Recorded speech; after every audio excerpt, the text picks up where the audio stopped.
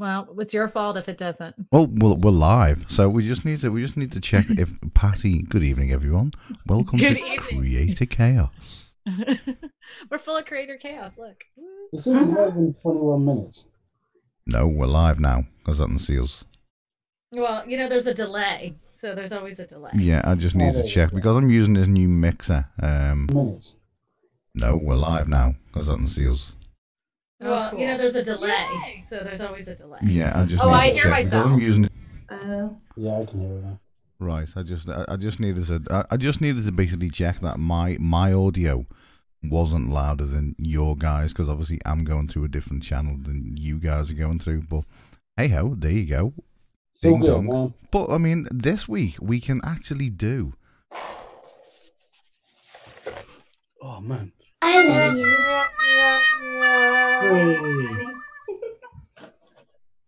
We can actually do sound effects and everyone can hear it. So. Wow. I love you. Aw, we love you too. There you go. So who are we going to chat? Paul Peck's in the chat. I'm going to say, is Paul Peck coming on one day? Who knows? Have we got a spare wall for him to do? Yeah. Yeah. He's pretty good. So tonight we're going to chat about this damn Article 13. Yeah. I don't have much to reflect on.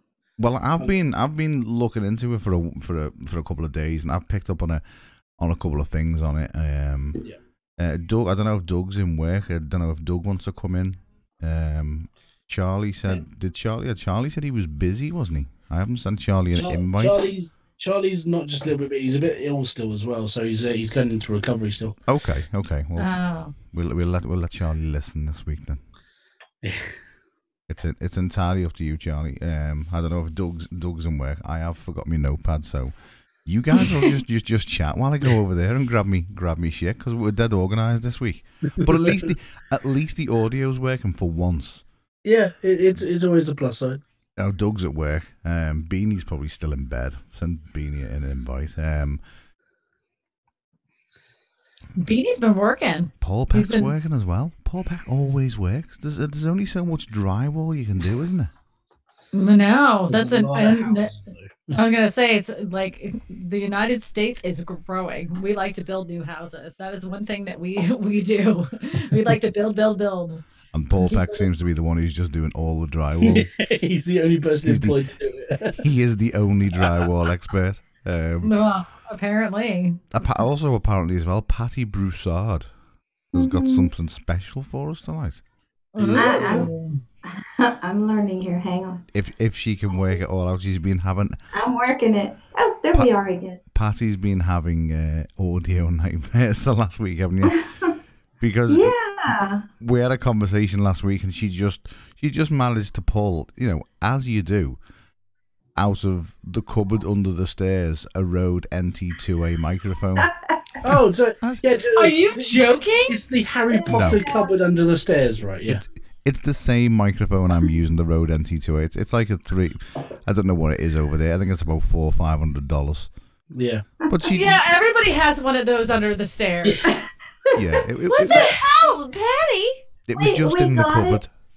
We got it for Tessa to work on her vocal stuff, but we never pulled it out to get that stuff started. And that's a really thing to have under a stairs.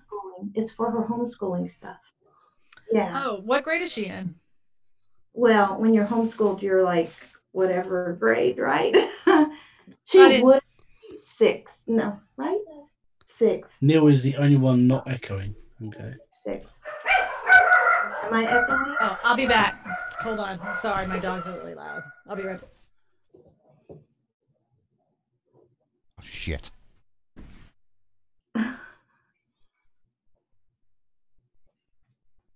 Everybody's going. It's just us.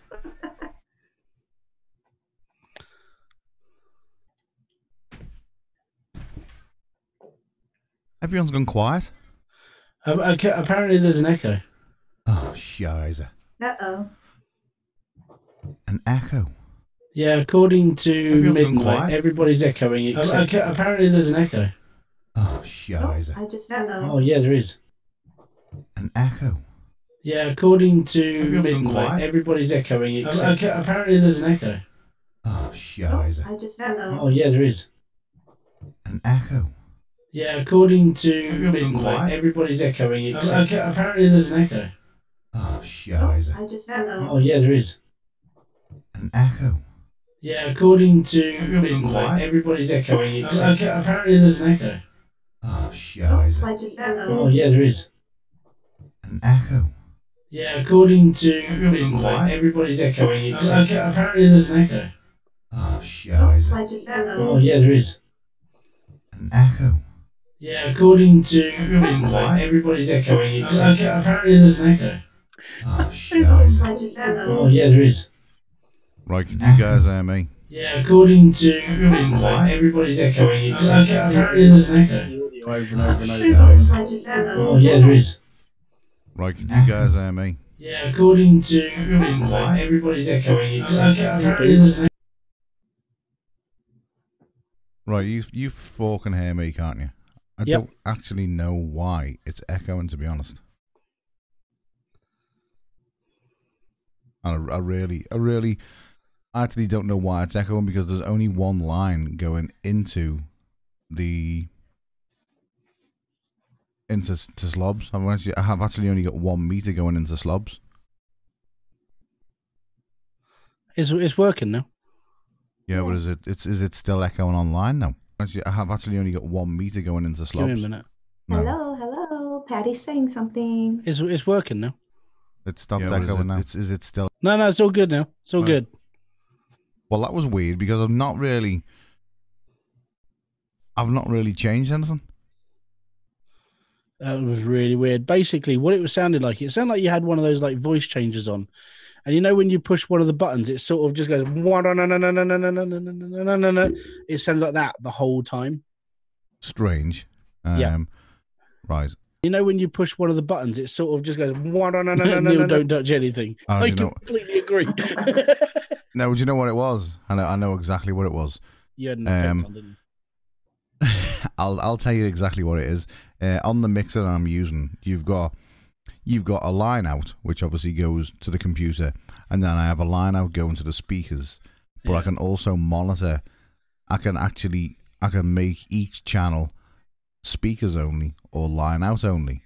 The one I had going on before was I'd sent my audio through to the speakers, right, and muted and turned the speakers down, so I didn't hear myself in my head when I'm talking, and I had it the opposite way around of what I should have had it. But you know, we've never tested the actual mixer live before, so you know, might as well do it here. Yeah, you know, we got it fixed. I mean, we're not having as many problems as Mike's having with that green screen, but. No, it's just basically, it's already come up with saying, like, Midnight's gone, oh, he's already red. It's like, it's the fucking lights. It's that shitty room you're sitting in. And, mate, it's the living room, yeah. No, the background. Yeah, it's Nez's room. It's Nez's room. It's fucking cursed, because Nez used to have nothing but problems when he went live stream. Let me just change the background and see if it works any better. So we nearly, for a minute, had... Oh, you never. Did you? I'll sit in RPM Nexus's room. It's fine. It's a bit darker. You actually don't hear the sound effects now, do you?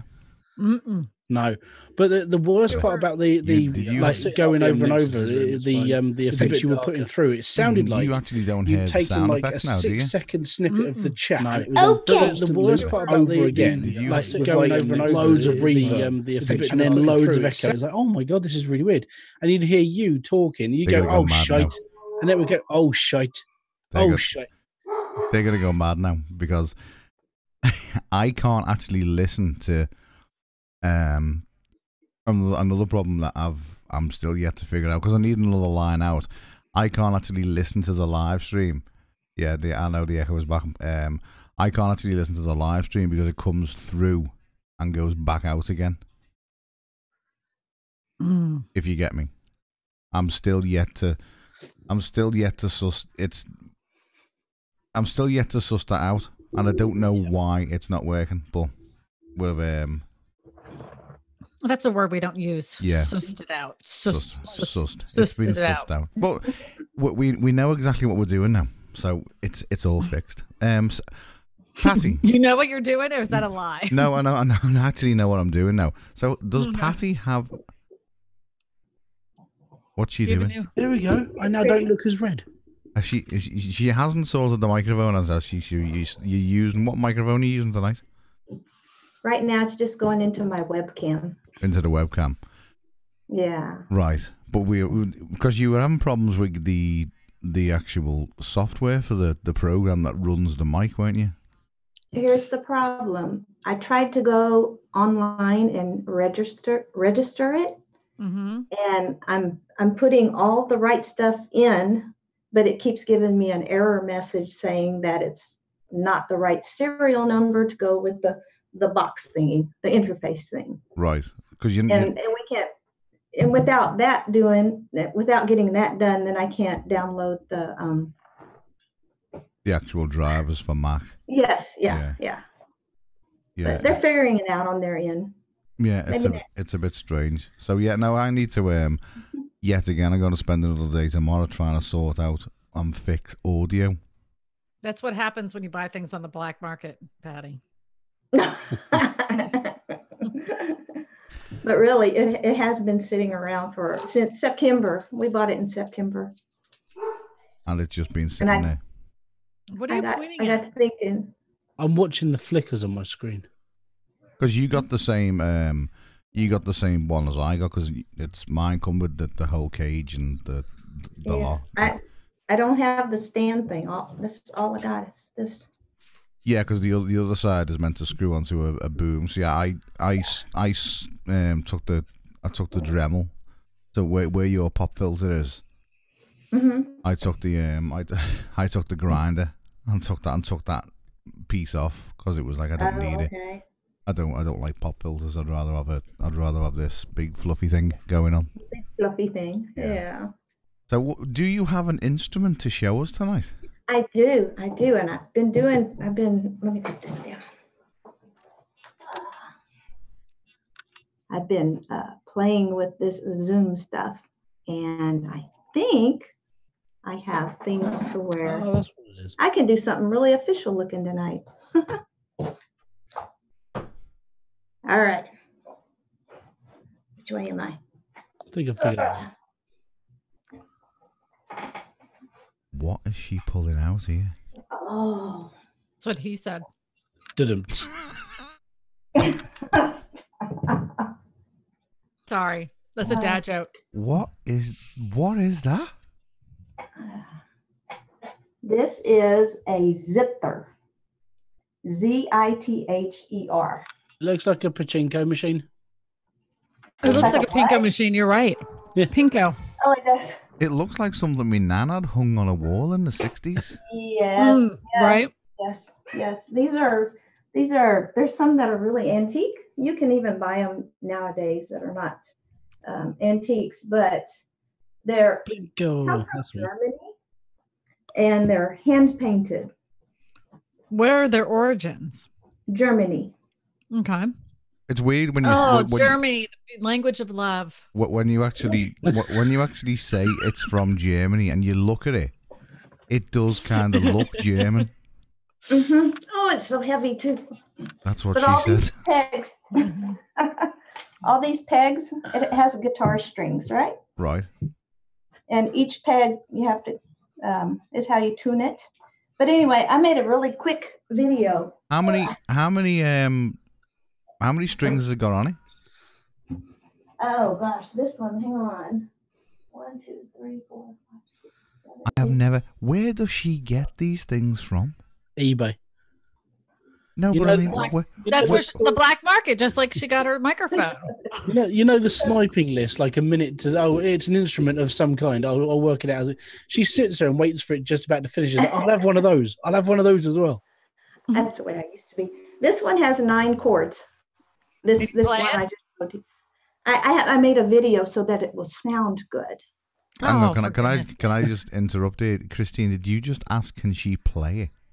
Are you gonna play it? I meant, like, are you playing it? Oh, fuck me, she's got a small one. Kinds. This is a little bitty one. Also from Germany. Oh, which camera are we at? And if it's the neck on that, it's just like a really big guitar, isn't it? Yeah, it looks like the bottom end of the guitar, but it has a neck. Yeah. It's like a lap horse. What does it sound like? If you can you plunk your twanger now? Oh God! I'm gonna plunk it here in a minute. I'm gonna play a video. No, I just wondered what the sound was. If you. Oh, it's very enchanting. This one is super old and it is not tuned at all, but it's still pretty. I just have this one around the house like decoration. Plunk your twanger. Okay.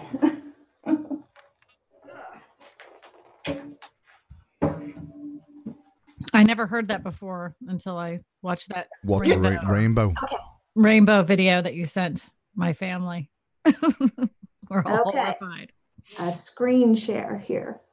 I'm gonna screen share. Patty's getting serious now. Oh, she's so official. Yeah. Okay. Share. Car Galaxy Studios says, "What era of Germany did they come from?" Well, they can go like way back. I couldn't really tell you exactly, but they were very popular, like 40s, maybe 30s, 40s, probably. I don't know. Round about Kevin's birth year. There's some, there's some antiques. Okay, so they look like they're inspired by like an Asian thing. They do look, they do look very Asian, like Middle Eastern sort of. Yeah. Okay. So hopefully this will sound good. There we go. I don't hear. This is the company. This is the company that made this one. We're supposed to hear something. Hang on. That's the tuning wrench. Okay. I just kind of wanted to show you a. Can you hear it? No. Can you hear the video? No. Oh man. Well, that's not going to work then. You may. You may have to play it live, Pay. Yeah, you might have to play it live. Not going to be pretty. It will too. I mean, I'll get me harmonica out if you want, and we can jam along together. Can you do a harmonica? Can you do that? Yeah. You can? Anyone can play the harmonica. No, I mean, I know everybody can. Doesn't mean they can do it. Like I can blow into a harmonica too, but some people like actually can like. I don't even know where the one I had is. All right. Let me go and have a look. So y'all can't hear that. No, we've got no audio from the video. Oh man. But Patty, if you go onto your audio sources within Zoom, just choose the PC. Oh, okay. We mightn't be able to hear you, but you might be able to pull in your PC. Your audio from your PC. All right, give me a second here. All right. Andrew just said, looks like that game where you move the table around and put the marble down the hole. Yep. Right. Yeah. There was a board game called Rat Race, I think it was. That was pretty cool. Or maybe it was Mousetrap. That was it, Mousetrap. Mousetrap. Okay, I'm going to switch this and let's see if it works. Okay.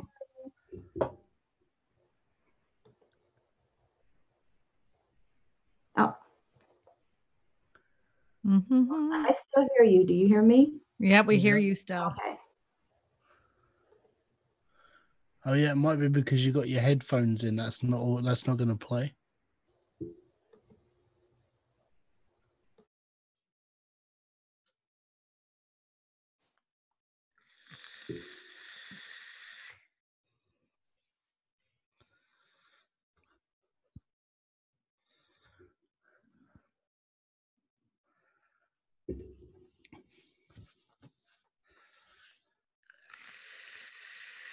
I sold a copy of the original Mousetrap on eBay for 25 quid. Did you really? Yeah. I remember playing that as a kid. Found it in a charity shop for like £1, £1.50, something like that. And like on the box, it was like, oh, this was made in 1980. I was like, oh, I'll put it on eBay, see what happens. And it came out like £25. I was like, yeah, cool. Right, I'm doing this more often. I can't find the harmonica. Oh, I wanted to hear you play. Yeah, I am. We know. I mean, I don't think there's an instrument that you don't have.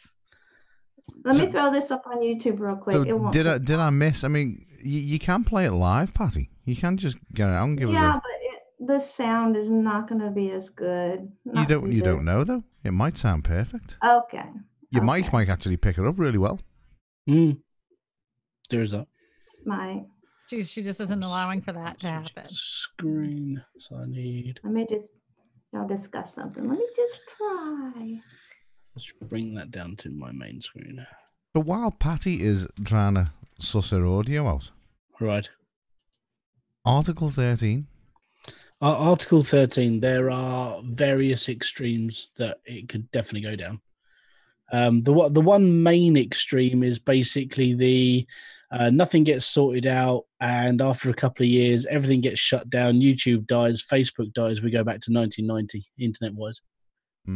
Because I don't know if anybody is aware, as well as Article 13, you've actually got Article 11 as well. Yeah, well, the whole thing was under Article 11, but now it's known as Article 17. What have they combined the two of them? Because Article 11 is for sharing hyperlinks on the likes of Facebook and Twitter and things like that, isn't it? Yeah, link tax. The link tax, yeah. So you've got Article 40. So have they basically been combined into the one, which is Article 17 now? Yeah, basically.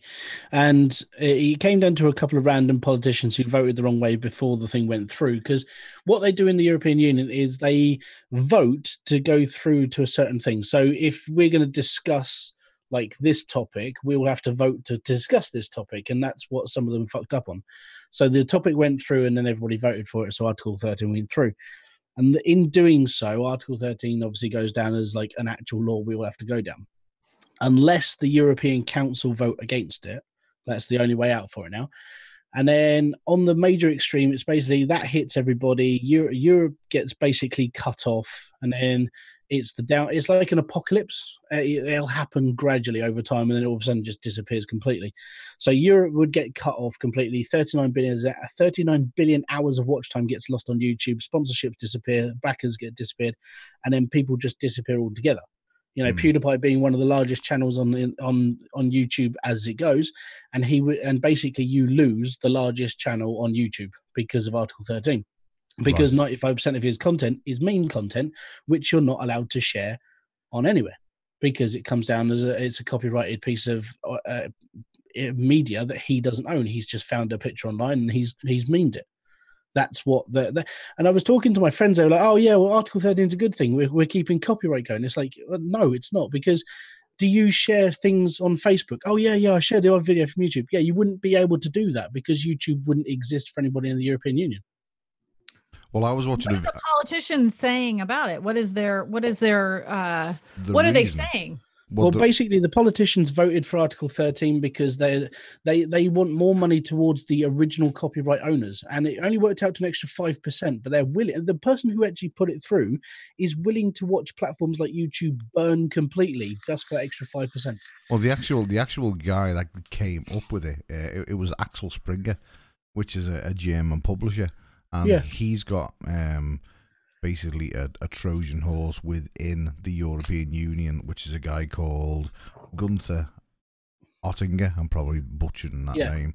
No, that's the guy that basically doesn't give a damn if the platform burns. Yeah, but it's not just YouTube. I mean, it all comes from the fact that artists are basically getting paid less money on iTunes, Spotify, YouTube, for their content and their originals, like songs they've made. For the stuff that they're making, they're not actually getting paid out. They're getting paid out a minimal fee off these platforms.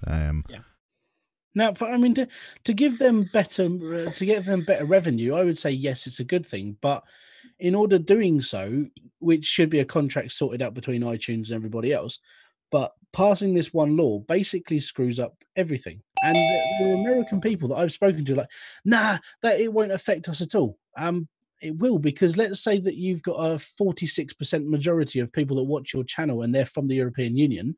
They won't be able to watch your channel anymore, which means your entire watch time dies, your subscribers dies, your channel dies. Yeah. And they're like, oh no, it won't affect me. Yes, it will. And that's the worst part about it. I don't think we should be complacent about it, because if Europe can do it, we can do it too. Well, that's the thing. It will be a knock-on effect. It'll be if it goes ahead in Europe. And I was watching a video before, and there was two guys, and they were talking about it, and he said, right, we went to YouTube studio headquarters. They'd done a video about Article 13. Yep. And then basically they gave it to YouTube. They said, right, okay, there's the video. Take a look at it, see what you think, and then, publish it. They turned around to them and said, do you own the rights to the logos on your clothing that you're wearing? And you were like, well, no. And you were like, well, we can't publish it because that breaks copyright infringement. So, I mean, your created chaos shirts are completely fine because you designed them. But you would have to have the PNG file or something to prove that you actually made that file. And then you would have to have written consent by every single person that's put on that shirt to say that it's okay to wear that shirt. Yeah. And I mean, it's like for me, my live streams, I wear this hat. That means I would have to either have a contract with Under Armour and an agreement to basically say that I can wear their merchandise on my stream, or I take off my hat or buy a plain one, basically. So it comes down to just the smallest things. I wouldn't be able to talk about the branding of my microphone, my lights, or anything. If it's got a name that can be copyrighted or trademarked, I'm not allowed to say it in the European Union. But there was one really interesting thing that I found out today, and that was that people are saying, like, well, okay, how are they going to know what is copyright content and what isn't copyright content? And it's like, it needs to be. Every video needs. YouTube can't sit there and basically go through every single video person. You can't have someone sitting there going, yeah, that's all right, that's not all right. So it's going to need to go through filters. But here's the thing, the AI is pretty smart. Like, I have pictures that I was in, but I never posted the photograph. So if you Google my name, Christina Smallhorn, there's pictures that come up that I never posted. Yeah. Well, I was just about to say that. Google in the past 12 months have spent $100 million on a copyright AI system. They've actually spent. This is before Article 13 even, people started taking notice of it. But in the last 12 months, they've spent $100 million on developing a copyright system, to which right now there's 9,000 broadcasters, record labels, and movie studios use the software that Google have developed. Yeah. So what would happen with this bit of software would be that obviously YouTube is a platform that is going to be dealing with people all around the world. I mean, mostly it's going to be dealing with people at the European Union, under the EU, that are going to have to deal with this stuff. So what YouTube can do is they can buy into this bit of software and have the rights to everything on that program. And if they buy into it, obviously because it's run by Google, they're going to have to spend money on it anyway because it's YouTube. And they're going to have to put it into their system. In order to put it into their system, it means that everything that goes through, the 300,000 hours of watch time, videos that get put through every minute of the would have to be filtered by this thing constantly. And that would just be one contract they could just sign. Yep, done. And then we'd all be fine again. We're complying by Article 13. We don't have any issues and everything else. Yeah. But without that bit of software, it would mean that YouTube would just turn off the EU. Well, that's what he said. That's what he said in one of the videos I was watching. He was saying that what would happen is that you would, say you're in America, you would basically, YouTube would stop your content being played in Europe. You go on some videos now that says it will, if you look into the videos and it won't play, it'll say this video is not available in your country. I've had that happen. Yeah, I've had that happen. But Doug just put in the chat there, if companies want promotion, so why don't they give a blanket permission like gaming companies give blanket permission to streamers, etc.? They probably will. They sort of do with gamers. Loads of people don't actually say, because with gamers we get this like big page of terms and conditions things before we even play the game, and it's either you accept or decline. If you decline, it takes you back to the start menu and then brings up the terms and conditions until you actually confirm. If you read through it, one of the terms and conditions on every single game is if you use this game for any promotional act, blah blah blah, it comes under the fair use thing. The only company that get a bit funny with it is Nintendo, and they're not a big fan of anybody else promoting their stuff apart from Nintendo. Well, haven't Nintendo just lifted that now? No, they're still a bit funny with it. All right, okay. I thought they got a little bit better about it. That's what I was reading too. Yeah, and now Britain are actually they're doing an investigation into Xbox, PlayStation, and Nintendo about the amount of money that we're being charged online for our stuff. So, I mean, if I buy a game off the PSN dashboard, it's going to cost me £60. If I buy it from a shop, it might cost me 40 quid. And now because of that, our parliament is actually looking into them for being done. They need to bring their prices down and bring it in line with shops and not just charge the arse out of everything. Yeah. So it's not just Article 13 we're looking at. We're looking into this as well now, over. Because as well as talking like as well as he was saying, like, okay, you're going to need a certain, you're going to need to implement software to basically sift through all the videos that go on YouTube. Yeah. It also stops small sites as well, because that's what he was saying. He was saying there's not going to be, this kind of puts a stop to anyone being a competitor to YouTube, because it kind of, if you're a new startup, you can't afford the software that runs the actual site to stop Article 30, to stop any, to stop you being sued or having a copyright claim against, because it's not the person, it's the site that they're now being held responsible for the content. Yeah, so in that case, what's going to happen is that most of the smaller platforms will just disappear, or they all conglomerate and make their own platform altogether, so they all bring their resources into one, which means you do get a direct competitor with YouTube, but it just won't be as big as YouTube. That's the only way around it, basically. I mean, because right now and we've got Michael Daniels in here, we've got Chris Conkle Vlogs, who's wearing some mighty fine merchandise.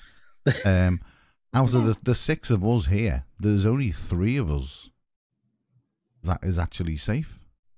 Yeah. From Article 30, and that would be me, Patty, and Christina. Yeah. To a point. I mean, let's say you wear one of your Nike t-shirts on your video. Yeah, but that's just it. It's a clause, but that's basically what it's saying. Is if that filter wasn't there, then you wouldn't be able to wear that t-shirt. Basically. Yeah, but content-wise, actual. Oh yeah, content-wise, I'm screwed. Yeah, you are. I mean, Chris is, because he pulls in. Chris was browsing the web, like the internet, the other day. He'd be just boned completely. Yeah, because he comes under both. He'll come under Article 13 and Article 11 as well. Yeah, because he's hyperlinking as well. Yeah, because he's sharing links out. Michael's talking about, if he's talking about tech stuff and things like that. I mean, the game show will be fine, but actually, the game show will be completely fine as long as all your contestants wear plain clothing. Yeah. I found it strange as well, because when people first started talking about it, they said that Article 13 was the meme killer, but memes are actually allowed 100%. Yeah, because you can't, unless the image is copyrighted on Google Images or wherever you found it, you can just use it. It's free. Well, no, what they've said is anything that is satire, fun, educational, they're all safe. So you can use copyright content for educational purposes. Under that, most of my channel is reviewing, so technically that goes down as educational. Bullshit. Hey, I'm educating people in their game. Yeah, well, I mean, yeah, you could say and that. I use tutorial content, so which is educational. But when you do your actual live, like playing the game stuff, that's kind of your. I would literally have to reform my entire live stream to go, right, okay, to get on our live stream today, we're going to be talking about how to do this. And I'd have to use that lingo just to prove that it was a tutorial content and not just a gaming live stream. But it's surprised how many people still don't know about it. And it's ridiculous. They've got 2 years to implement it. I mean, they could literally just scrap it, but I don't think they will. I don't think... They're pulling in their bootstraps and they're going to prove a point that they got power. I think you're right. Yeah. I don't think they've got any intention of pulling it back. And if anything, I think the rest of the world is going to, you're going to get Australia come on board. You'll get America come on board. Well, it all sort of started with net neutrality, didn't it? With they were just trying to filter the internet in America for all together.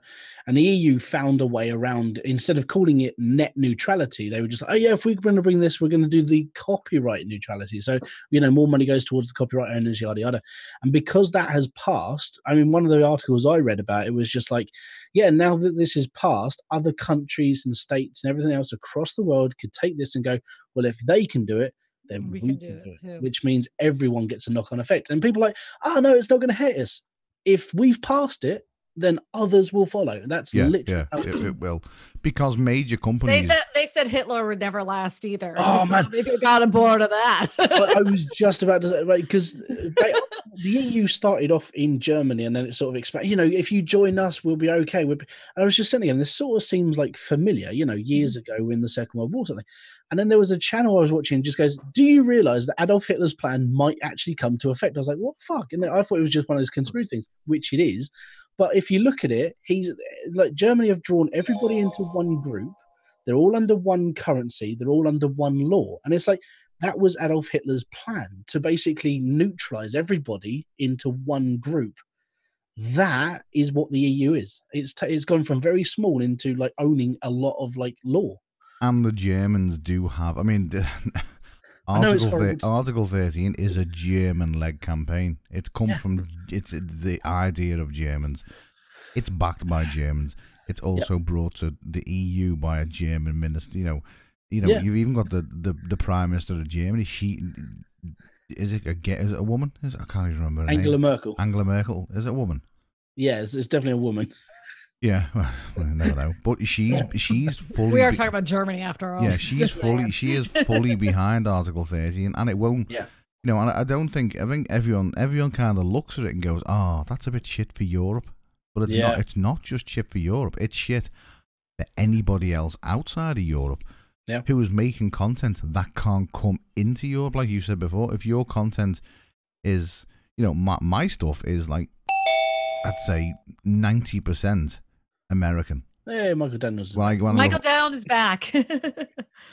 Are you dogging there? Hey, I just wanted to let me just say this real quick. I just want to come on and say hey to you guys. I have a new grandson, so I'm down. I wanted to let you guys know. So that's where I am. I'm down at his house. We're driving right now, but I just wanted to let everybody in chaos know that I have a brand new grandson today. So congratulations, very exciting. Share the love. So, what's the name? What's the name of the grandson? The name is Theodore William Daniels. So it's Theo for short. Theo. Well, that sounds very official. Not Trevor. Yeah, no, that's what I thought too. I was like, is that a president or something? I thought I didn't know what the heck it sounds very presidential. I think you got one on your hands now. Yeah, I mean, congratulations. Thank you. They could have called him Trevor. You should have named him Trevor. You should have named him Trevor. I agree. And put a little bit on him. Yeah. I didn't hear the last part. I got a bad connection, but I just wanted to let you guys know that. Thank you so much for letting me pop in real quick. Of course. No problem. I'll watch on the outside now. I'll watch on the outside. Congratulations on the new birth. Thank you. I had nothing to do with it, I promise. But thank you very much. If you did, I'd be very your nephew. That's would be really creepy. Grandson. It's his grandson. That's even. It's a grandson. I mean, I don't know why you had to stipulate that fact to us, Michael. That's quite worrying as it is. That this one isn't mine. Which one is yours then? Hands off. It's not mine. Ooh. Well, you know, us folk from the South, though, you know, you never know nowadays, so you have to clarify. I've seen a couple of YouTube channels where mum and dad, they're definitely related to Sling Blade. You ever see that movie? Sling Blade, exactly. I mean, Pattie could get a banjo out now and just ding ding ding ding ding ding ding. Plug in her twanger. Plug in a twanger. The thirds. Well, there you go. So a new chaos birth. Yay. And his name wasn't Trevor. That is so freaking disappointing. I know. And it's not Michael's. Trevor, and be happy. Well, that's the good thing. His grandson doesn't belong to... It's not his. That's a relief. But no, I was quite I was quite interested in the fact that Germany, there was a lot of German politicians and there was a lot of German, media and influencers behind Article 13. It was like, fuck, these bastards again. Mm-hmm. And the worst part, it was like, do you remember the guy, Count Dankula? No, but that sounds like a movie. Right, there's a YouTuber called Count Dankula. He's a Scottish bloke. He's the guy that got into a little bit of a controversial thing where he taught his dog to salute every time he said Sieg Heil. Oh, no. Jesus right? Christ. And which it went like viral, and people were just like, "Oh my god, this is fucking atrocious." He went to court about it. He almost had his channel removed and like freedom of speech and all the other type of things taken away. He went to the European Union and was interviewing like actual ministers as they were coming out and stuff. And he was talking to me like, "Oh yeah, do you know what you've just voted for?" And they were just, no, we were just. So even after the interview, they didn't know what they were actually voting for. They didn't know the implications. And the average age of the European Union is like 55, 60. Yeah. They don't know the power of the internet. They don't know what they're doing to it. That's the worrying thing about it, is that you've got all these people who are, they've all voted for it, but 3/4 of them are still using a fucking a touchstone pager. Yeah. It's this is kind of like when England decided to get rid of the Brexit? Is this the kind of the same thing? Because a lot of people didn't know what they were voting for. When it comes to Brexit, that was down to a people's referendum. 17.5 million people voted to leave the EU, whilst the other side of it, there was only like 1.5 million people between the vote of yet to stay or leave. I don't know, to be honest with you, mate. I paid no attention. It's like local government elections, and when they're electing prime ministers in, I pay no attention to it at all because it's just bullshit. Oh yeah, it is. But then you've now got. Now they're trying to slightly extend the period where we stay in the European Union because we still haven't got a plan to leave. Can you tell about Botox and me forehead, by the way? It does look like you're all smooth. You have said you looked sexy. You said I look mighty handsome today. Awesome. He said that about himself. He's like, "Look at me, I look mighty handsome today. I look like I've been run over by a train." It must be the light. I was looking at me forehead. I was like, "Where's my lines gone?" My face has got fat overnight and you've stretched. There they are. You had a good night's sleep, some rest. I fucking never. I had the worst sleep ever, as per usual. But yeah, basically, being in Britain at the moment is just one shitstorm after another at the moment. I don't understand. I think every country is like that, though. I don't think there's one that's like, we got our shit on deck. We don't have any problems. We're good.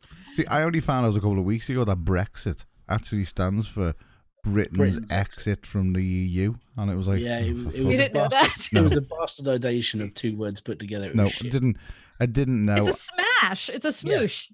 Yeah. I just didn't, and I don't know why. I don't know why we want to be. It just, we fought for so long to be in Europe, then we got in Europe, and then decided, well, we're not taking the euro on. We're keeping the pound, but everywhere else can use the euro. Ireland can use the euro, but we're not using the euro. And then a couple of years later, it's like, well, we don't want to be in the EU now. It's not beneficial for us. It's just, and because the dickhead's trying. One of them, the guy who tries to push laws through all the time. He was saying that Britain has to decide on an actual time zone that we stick to, because we do the whole swapping of clocks, and so does the rest of the world. I hate it. Yeah, well, it's not ideal, but it's something that we've been doing for hundreds. Since the 1900s now. Well, for the UK, right after World War II, probably, because that's when we started it. Yeah, started in the wars. Yeah, so since then we've been changing our clocks backwards and forwards just to comply and so on and so forth. And the guy in the EU went, well, we're going to have to stop this because we want to keep ourselves in one sort of time zone. It's like that's all well, good and saying, but the problem with that idea is if we stick to one time zone, let's say we stick to the winter time, and then that carries on all the way through the whole year. In winter, it wouldn't get daylight in the UK until 10 o'clock in the morning, which is bad for us, which is why we change our clocks. That's why we change them. And now the problem is he wants to keep Southern Ireland in the EU's time zone. So you would literally cross the border from North to South Ireland, and you'd have to change your clocks forward or backwards an extra hour, depending on what we choose. And that happens all the time in the United States. You go from one state to the next state, sometimes in the middle of the state, and the time zone changes. It doesn't fucking matter. It really doesn't. And then in Arizona, they don't change the clocks at all. Yeah.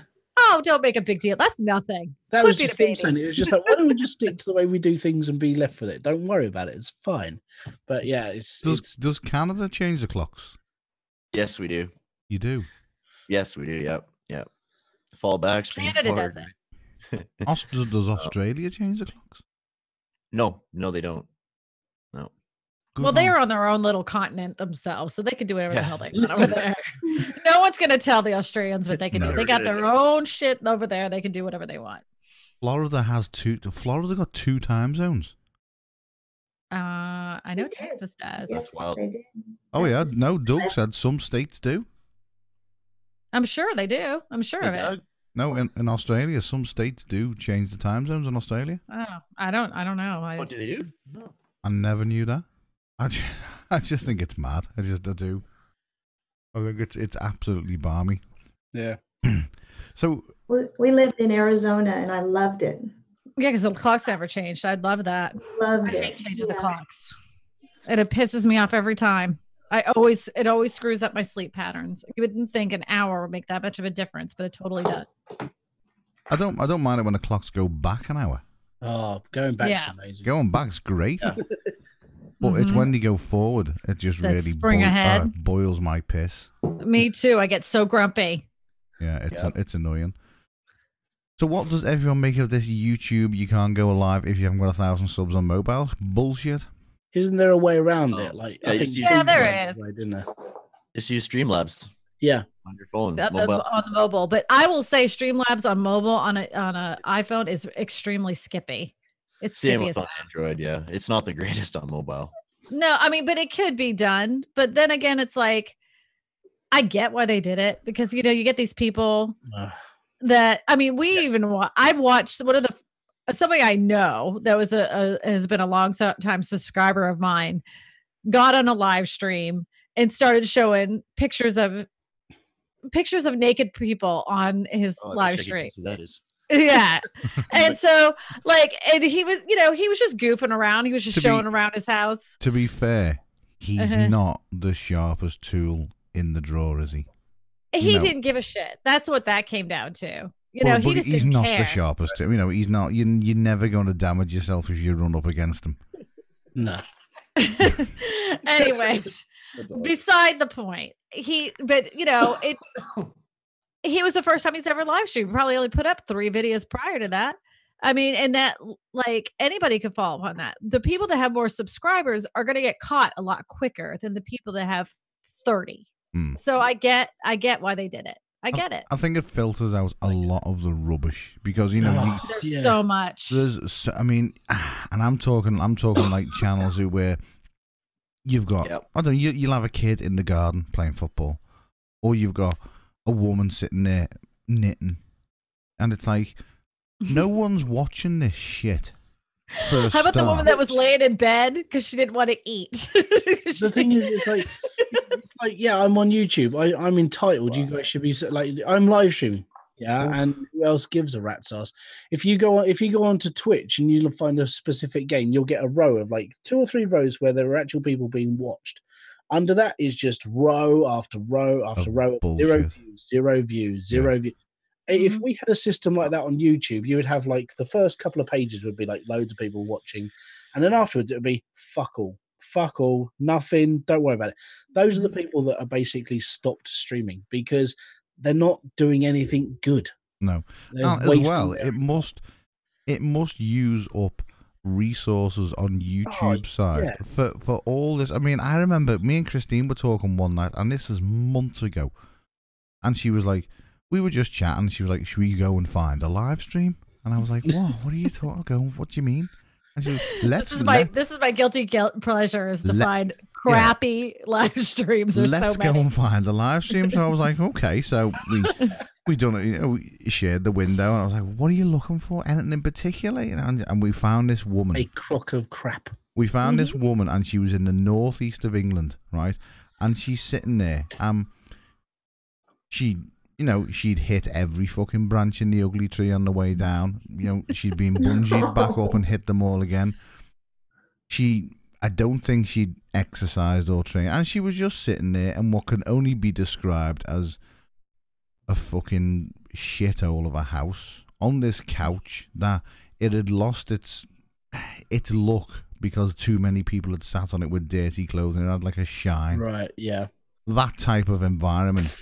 Nice. And she's sitting there, basically whinging on why her boyfriend had left her, and you know, her mum wasn't well, and life was shit, and the cat, you know, the cat had a fucking limp, and there was a dead bird in the garden, and she missed the bus yesterday, and she wasn't happy with her life, and nothing was going right, and she only had 34 pence in a purse, you know, and she just sat there.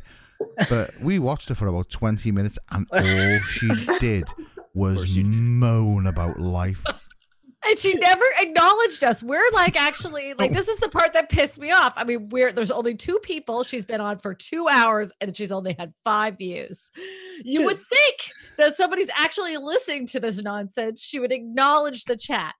And I said, you know what? After I heard enough, she did acknowledge the chat. I went, you know what? We tried. We tried to be a friend here, lady. You tried to make her life a little bit better. Yeah, we're trying to add a little sunshine, and you couldn't even acknowledge our existence. But we did. We were actually like, are you okay? Is everything all right? What's the matter? You know, you look like you're literally 30 minutes from suicide. Can we help? And she was just like, "Aye, man, and the fucking dog's fucking got out, and I hadn't seen the dog for a week, and the fucking cat's being sick in the fucking dog's bowl, and I can't get off the couch because I'm not feeling well, and I've got a banging headache, and I've got all the dishes to do." And I was like, will you fucking shut up? Yeah, he had had enough. He's like, I'm turning this shit off. So just quickly then, Christine, right? As you're a person who enjoys looking for random things on the internet, have you ever graced like chat roulette before? Chat roulette? No, I have not. Oh, so if you want randomness, go on there. What's that? Chat What's roulette? chat roulette was a phenomenon a couple of years back, and literally you go on there and you push the button and you're live streaming to somebody else around the world. You're not even sure who it is. Wow. Now, the worst part is I've been on. I went on there once or twice, and I had Kerry sitting next to me. He's like, "Yeah, let's go on chat roulette. It'll be a fucking laugh on it." Clicked one. There's a guy masturbating. Oh, fuck that. Right, we'll click on that. Yeah. Go on the next one. It's two people having sex on a bed. Fantastic. Are you sure this is chat roulette and not just like UJs? Are you sure that's not chatterbait? This sounds like chatterbait. That was not familiar with that one. There's another one called Omegle. I think that's how you say it. Omegle. Yep. Yeah. That does not sound fun at all. No. I just don't want to see. I don't want random things to pop up in front of my face that hasn't been requested. Galaxy Studios, like, the best part of that story was we watched it for 20 minutes, but we did, because I have never, honest to God, I have never heard any human being in my life complain about the life so much. And this is the best thing about it. There was actually nothing in her life going on that you'd be like, oh, that's really bad.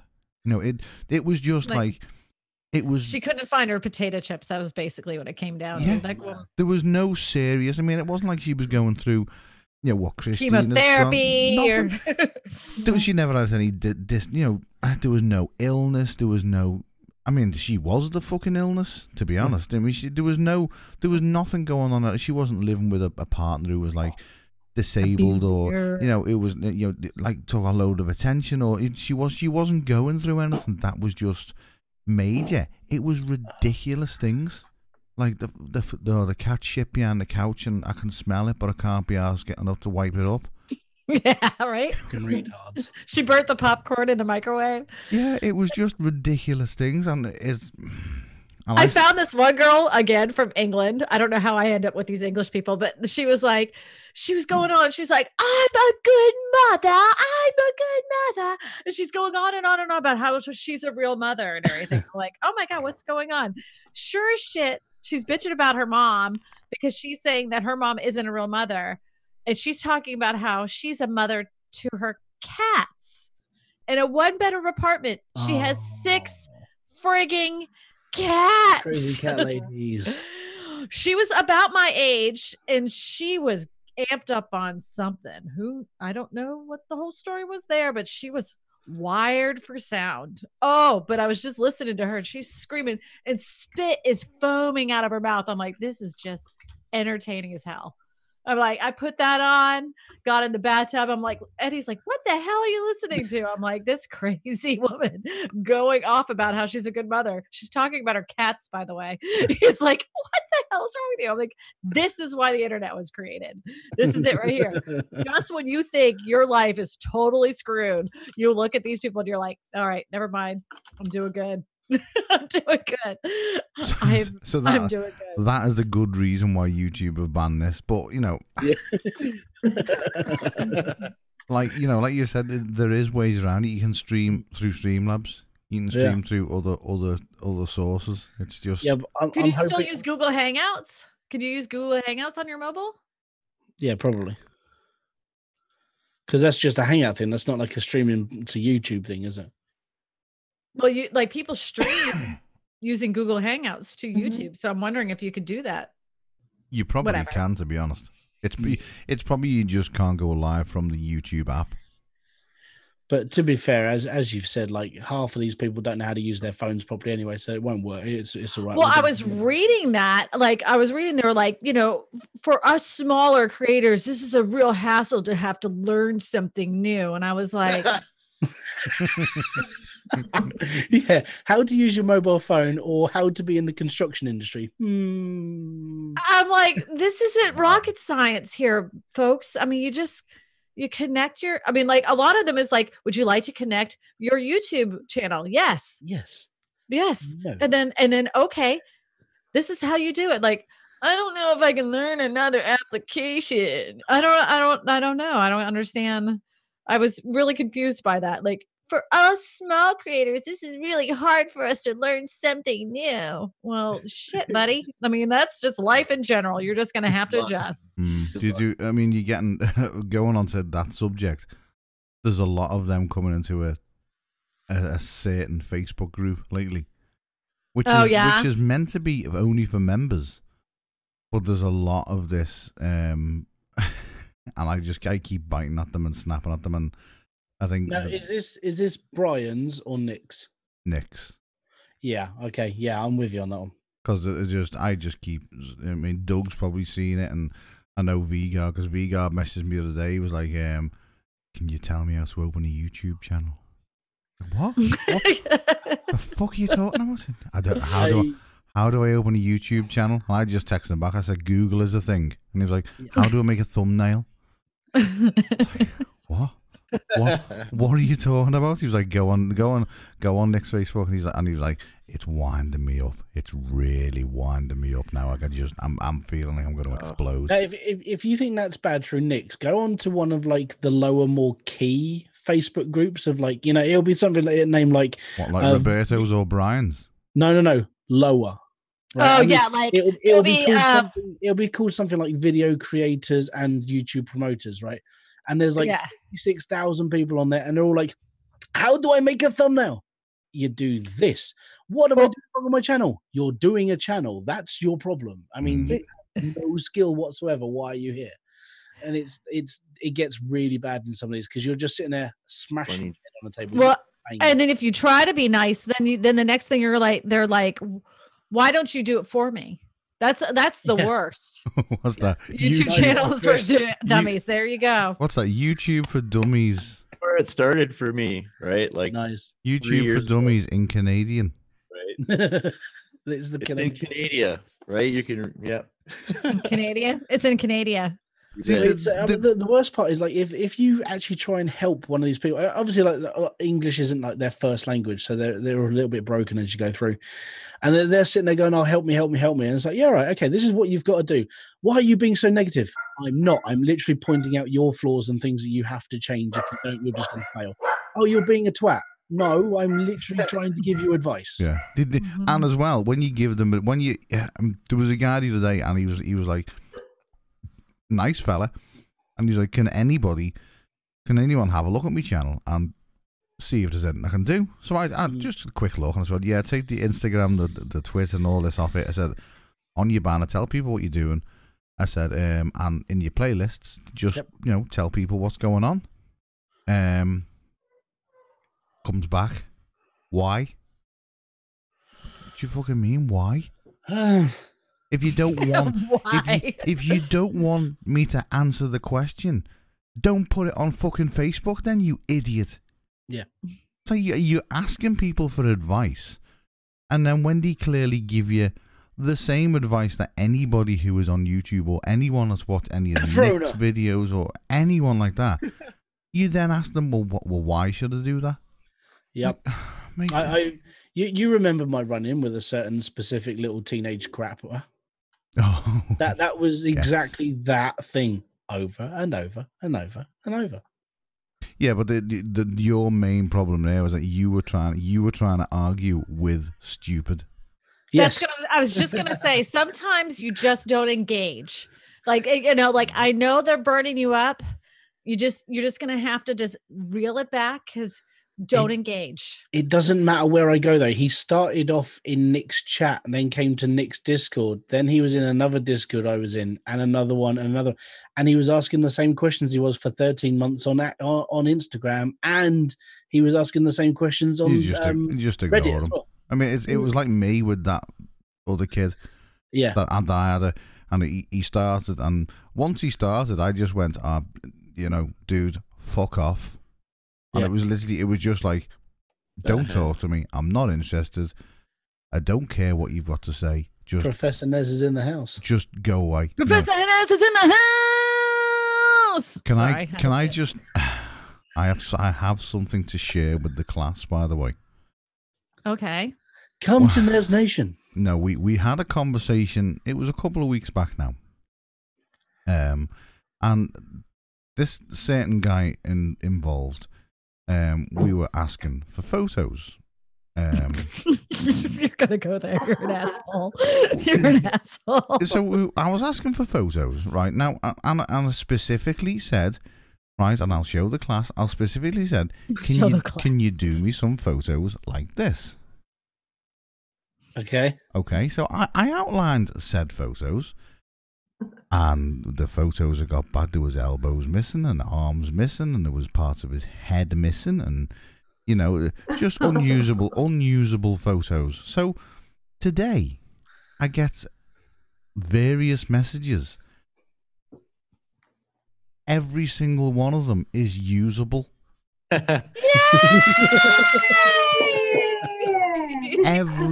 Every single photograph is usable. Congratulations! No, unlike the last ones. Arms cut off. Elbows. So yeah, I opened it up and I was like, oh, pictures, and I'd fell asleep on the couch and I was like, oh, let's have a look at these, and I was like, that's good. Who's been taking his photos for him? He said that the first video was a winner. Yeah, I said the first one there was a winner.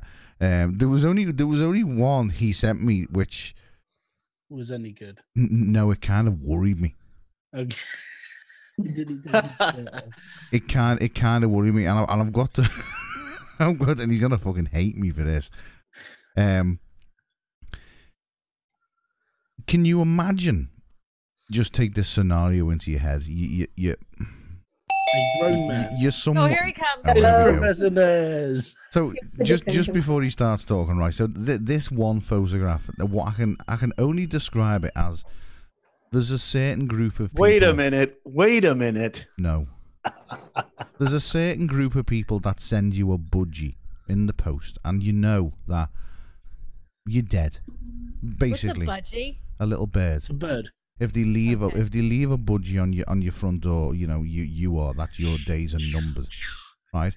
Now, if that happens, right, they're sending this guy for you.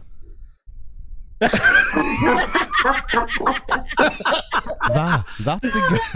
the guy. That was my attempt at trying to give you. I was trying to give you my je ne sais quoi kind of. Dude, that's a mafia photo. That if I've ever seen one of my, that is like, I am the Don. I have all the guns and I know all the bad men.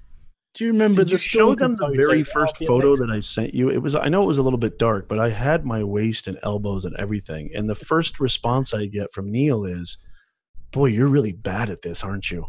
We've had that issue. The very first photo I sent you was actually pretty good, I thought. Well, Obviously, it wasn't because obviously it wasn't. Yes, picking on you ever since. I didn't know that Neil worked for Victoria's Secrets, and he's like this master photographer. I don't think that you're Victoria's Secret material. Just saying. Not even close. Yeah, I'm not even Victoria top secret material. That photo that just showed that looks like Matt's stalker photo he used to have on his channel out, like RPM Nexus. He used to have this really dodgy photo. That looks like that photo. Right. So the very first picture. Now, take into consideration, we need like from your waist upwards. You know. Yeah, that was a good picture. Elbows in shit. That was the first picture you sent me. No, not that one. There was one where I was like kind of in the kitchen and I had both my hands up and send you. Yeah, but look how far away you are. That's pretty good, isn't it? Totally far away. But can't you like zoom?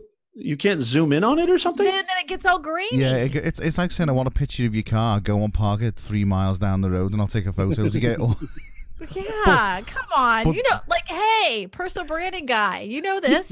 You know this. How many years of experience have you got? I never said I was good at it. Then we got these ones with fingers and elbows missing. Wait a minute. You're supposed to be good at it. But today, I mean, I don't know what you've done today. I don't know whether you'd. I didn't want to get 90 messages saying what kind of bloke I was.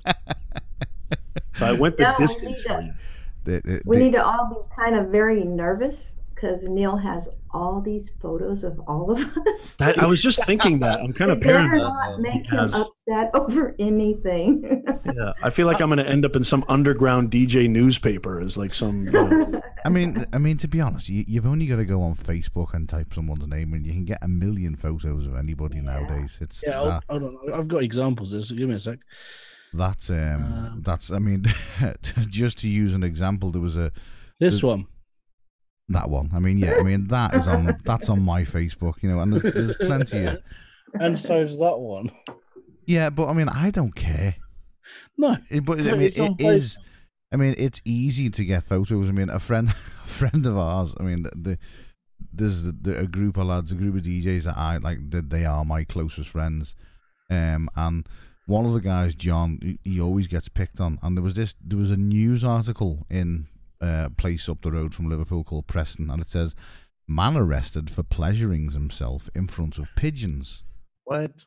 Yeah, pigeons. So, Steve, one of my mates, being the arsehole he is, he takes the article, changes the photograph in it, and then shares it back out on his Facebook with the picture of another one of our friends on the guy's body in the article.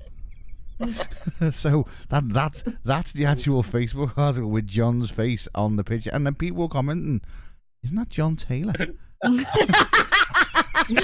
Patty, you were right. You see, we have cause for concern. Yeah. So no, it just I put mine in the Discord and not on his phone. It just means that, you know, you can't. There's pictures. I mean, you've only got to type in my name into Google, and you get all sorts coming up. Your name isn't even your name on Google. You're a liar, pants on fire. No, but if you type in on Google, you type his real name. Yeah, no, not me. If you type me real name in, mate, I am a ghost. Yeah, I'm an assassin. But if you type if you type in my Facebook name on Google, and you type in like DJ Neil C, and all sorts come up. There's tons of rubbish comes up. More stars than a man can see. Yeah, I was gonna say half of them you're naked. So, Mr. Peter, what do you make of Article 13? Mr. Peter. Who's Mr. Peter? You. Who's that? Is that me? Yeah. You are Mr. Peter. I'll be right back. God, you sound like my father. Call me Nez. All my friends call me Nez. Do you not recognize it when like prank callers phone up and it's like, "Hello, Mr. Peter, can we take your social security number?" Whose mic is? Can anyone hear that? Like wind? Is that me? I don't think it's me. No. What do you hear? Like a low bass rumble. How does my mic sound tonight? That might be my stomach. It sounds better than last time, Chris. Chris, yours is working, mate. No way! You're kidding. It's not doing that anymore. Nice. Thanks for your help, Neil. But yeah, I don't know enough. I don't know enough about Article 13. I mean, I know that it's got a lot to do with the onus is put upon YouTube now, right? As opposed to the creators. Is that correct, Hybrid? Basically, what's going to happen is YouTube has to pay out the entire load of copyright to everybody else. So what does that mean for creators, that we can't put, anything that even remotely is close to a copyright or unlicensed? No. Sounds like television. You know how we work with television? Like never have any branding unless it's paid advertising in your videos. Yeah, so it's crossing the line, I think, between television and this is social media, right? So I don't think it should be governed the same way. But the one main way around it, as we've said, like Neil touched upon the fact that Google have created a filter system that basically recognizes every single bit of creative, like the branded content whatsoever around the world, sort of thing. YouTube will probably implement this, which basically means that every video can still be uploaded from the specific country. But it has to go through that filter, and anything that gets picked up, obviously the people are going to get paid for it, basically. Aha. Well, I just think that you need to come up with your original stuff then. I think this is more of a kind of a push to be more, come up with your own stuff, produce your own stuff, and it's going to require a lot more work. I don't think it's going to really be a huge problem unless you make it a problem. Does that make sense? I don't think it's a fact of you. I mean, it's easy to make original content if you do like what you do, what Patty does, what I do, what Christina does. But when you look at the likes of people who do game and stuff, and then people who do movie reviews, or even review. Yeah, that's not cool. Yeah, even like unboxing. Is unboxing products now going to be a thing of the past? That's the thing. I mean, the whole filter system that they came up with. The idea would be that YouTube would buy into this system. Let's say it's a list of 10,000 brand names, copyrights, and bits and pieces. And what you would do is you would buy into that system, and then everything's allowed. So that money that goes into the system that YouTube paid would then go to the copyright owners, so they don't have to bitch and moan about it. That would be the way around it. That's how I would say it. See, what I'm thinking is, once they bring it in, and once they actually bring Article 13 in, and it comes into place, and then Google says, right, we've been spending, hundreds of millions of pounds, hundreds of billions of dollars on this system. If you want to have a YouTube channel now, you have to pay for your channel to be on YouTube. Yeah. That's what I can see it going down the paid. YouTube is going to become, I think free channels and free broadcasting is going to become a thing of the past because of Article 13, because it's like, wow, we need to implement, like I said, Google has spent $100,000 on software, developing software to basically counter this. So they're not going to give that for free. They're not going to give it to other websites for free. They're going to charge them. The plus side is that YouTube's owned by Google, so it's one system. So YouTube's basically going to be Facebook. Facebook's not free anymore either. I mean, I get zero reach on it. It affects everything. It affects Facebook. It affects Twitter, Instagram. Article 13. Let's say that. I mean, let's say I want to share a music video with you, Nez. Right. I wouldn't be able to do that because that link is. I don't own the content that's on that link. The link comes under Article 11, which is link sharing. I wouldn't be allowed to do that to you. You couldn't even link to a vlog. Yeah. Whether it be your own vlog on a website. I mean, I think it's terrible. My only thing is what I think would be important to discuss is how do we adapt to it? How do we circumvent this issue? I don't think you can until it's in place. Yeah, there's no way to actually fight against it until it becomes a law, and then YouTube knows where it stands and what it has to do to actually do. It's the same for Twitch. It's the same for Twitter. It's the same for every social media platform. And until that law has actually come into place, let's say the whole of Europe take it on at the exact same time. At that point is when they can say, right, we can do this, this, this, and this. Everybody be fine. It's all good. The worst case scenario is that they switch everything off and the internet goes back 30 years. That sort of thing. Holy mackerel. Because so does this affect only the EU, or does this affect the US as well? This would affect the world. It will affect. I mean, it will affect. It'll affect American content coming into the EU because it will be blocked.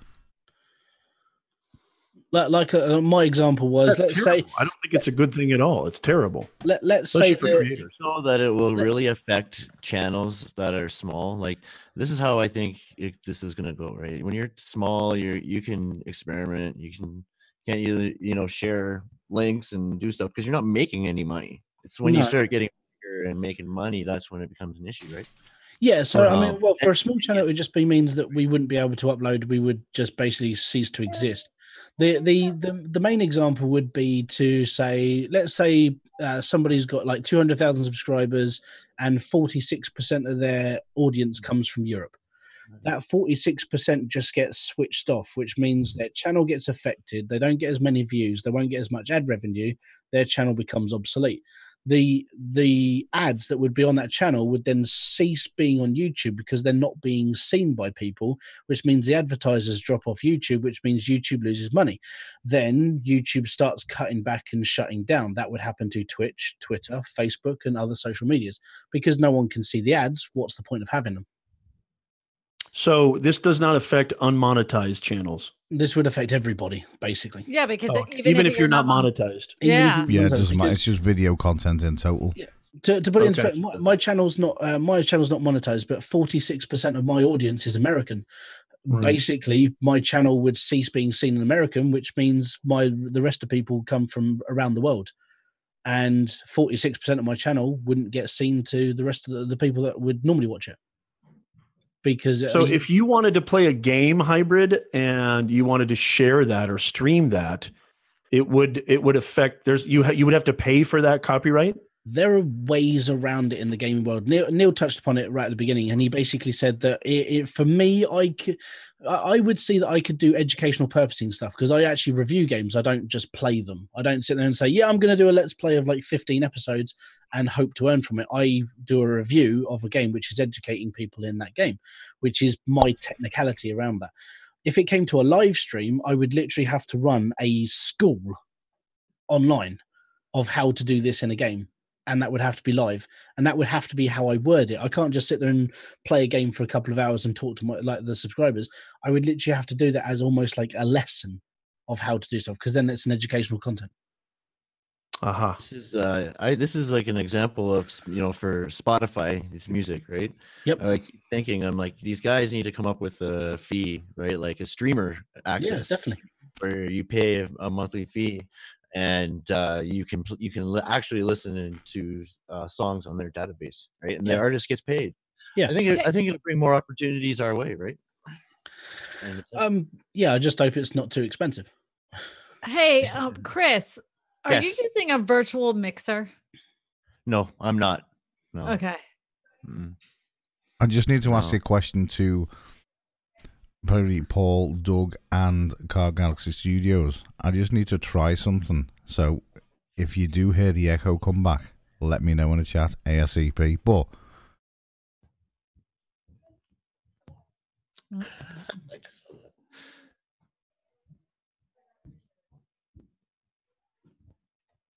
no, it's all right. Doesn't matter. You couldn't hear me then, could you? No, I turned on the volume onto the stream, so yeah, I could. Yeah, it's all right. In the Zoom. No, I just wanted to test my mic going through this. Okay, so you could basically say things about us and we wouldn't hear it. No one could hear me. I don't even think the live stream could hear me. It didn't. Okay. Yeah, the silence. Yeah, it's all right. Never mind. Okay, we're always testing things here. Yeah, we're always trying things. It's a learning curve. Your mic seems to have now we've mentioned your mic's gone all right, Chris. It started to clip again. Is it clipping now? Yeah. Yes. Yeah. Really? That's why I asked if every time you talk it ticks. Yeah, like when you finish your sentence, it like sounds like a little snap. Hello, this is Chris's microphone. This is what it sounds like. It does. It sounds like it's peaking somewhere. It sounds like it's hitting a limiter somewhere. I don't know where you've got any limiters on in No, I uninstalled everything. I'm just running it dry, like just with the drivers, the original drivers. No aftermarket software at all. It might be the wire. You've tried the XLR cable, haven't you? Have you tried the USB? Yep. Yeah, I just replaced the cables. So. But the crazy thing is, I mean, we had this the other day on Chris's live streams. It's perfect. Yeah. But it's only when I watched his live stream the other day. There was nothing. There was no issues whatsoever. It's just. I think it's Zoom. Yeah, it might be. Because we always seem to have audio issues with the Zoom calls. Because even Michael Daniels had an issue last week. Yeah, and then I think it's a Zoom thing. That's happened to me a lot. You sometimes have to restart or reboot Zoom. Zoom and audio is really a funky pairing. Yeah, maybe that's what I'll try. Reboot it. No, right. I don't think it'll make any difference, to be honest. I mean, it's not. It's not as bad as it was the other day. No, it's nowhere near as bad as it was the other day. I mean, you can have a full conversation with you. Because it sounded like this the whole time when he was talking, and it was the little... Yeah. That's exactly what it sounded like. Oh, good one. Yeah, that's right. I like that. I'm using specific drivers. I'm using the Focusrite drivers. Focusrite, not instead of Focus Left. We're gonna go conservative right. Look at us all with our Creator Chaos stuff on. We are like merchandised out. Look at that. You're gonna have to get one, Mr. Nez. Yes, indeed. I don't look good anymore. Have you got a black one? I don't know what it is, but Chris, is your red round your? Is yours really red, or is it just the colours on your camera not pick? Because mine looks really red. Yeah, the colours is on the camera, I'm sure, because maybe it's picking up red behind me, so I don't know. Noise gate. Noise gate. It is. Yeah. Is yours got the logo on the back? Do you know the worst part, right, about this is that you're all touching yourselves, and it's just like Patty and like Christina are sitting there just touching their boobs for the whole time. No, I did not touch my boobs. I went above my boobs. I did not touch my boobs. This stream's gone. Now that's what I call engagement. Right. I did not touch my boobs. That's that's what a professional live streamer does. Anything for engagement. I was showing across the chest.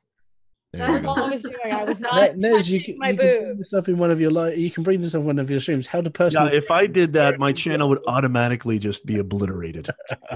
I got a good rack. Get your breasts out.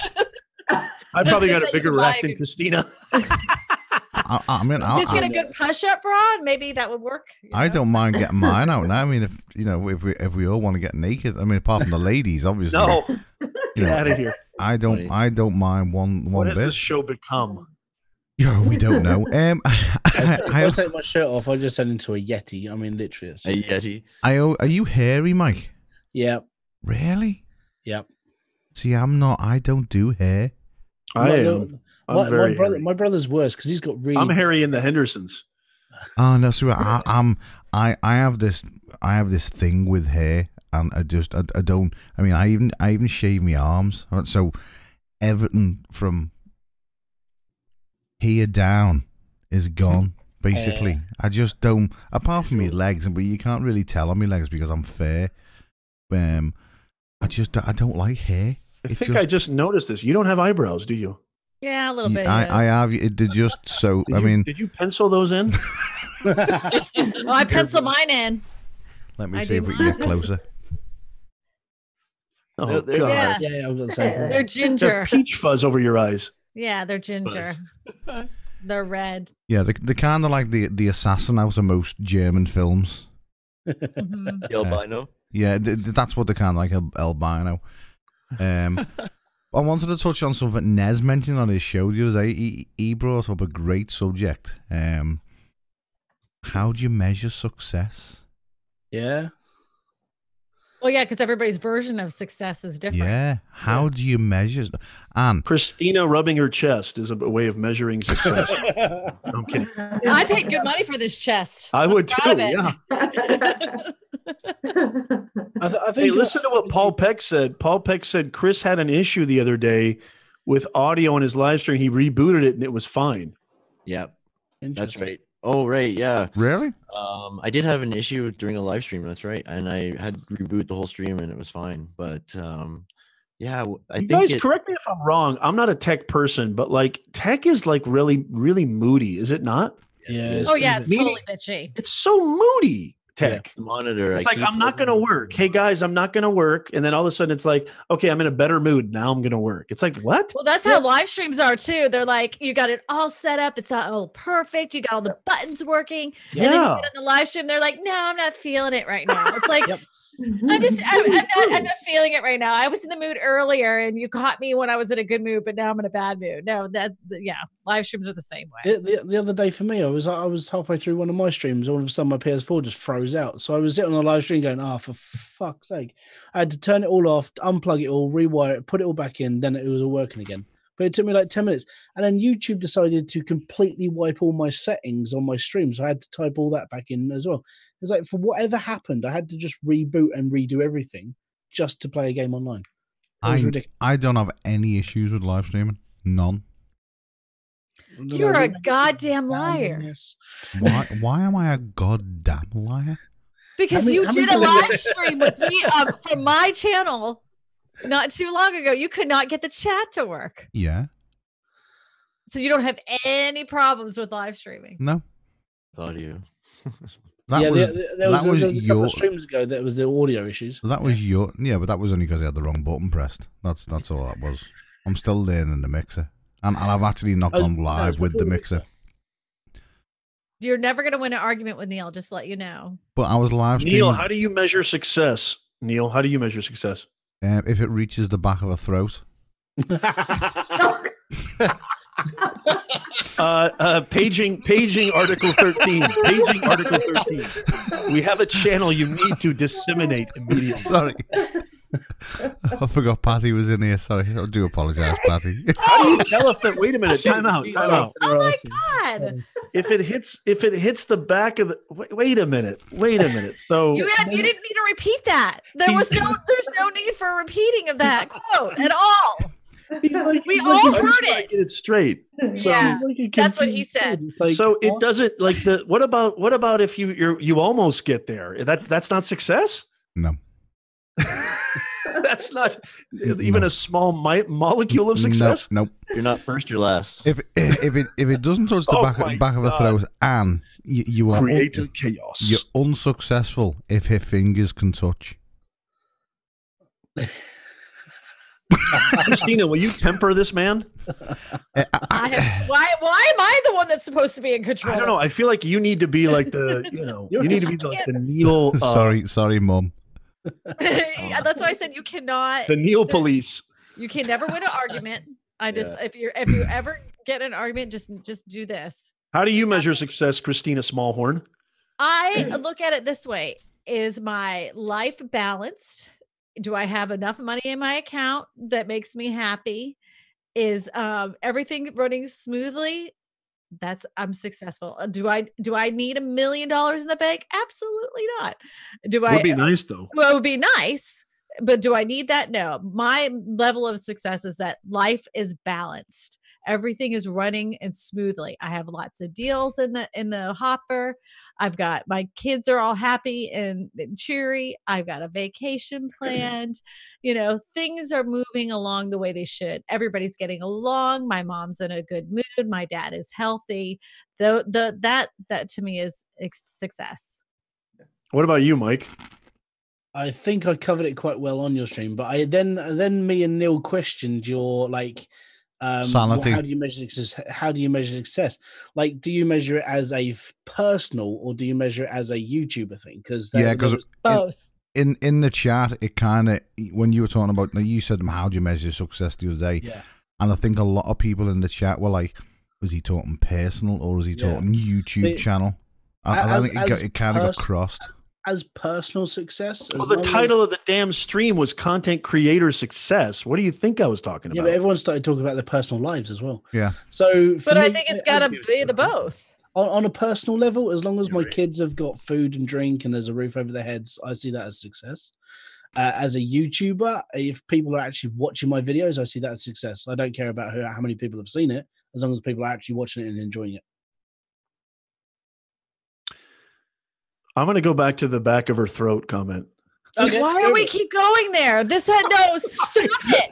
That's what I'm pulling the plug. Mute him. No. Pulling the plug. No more.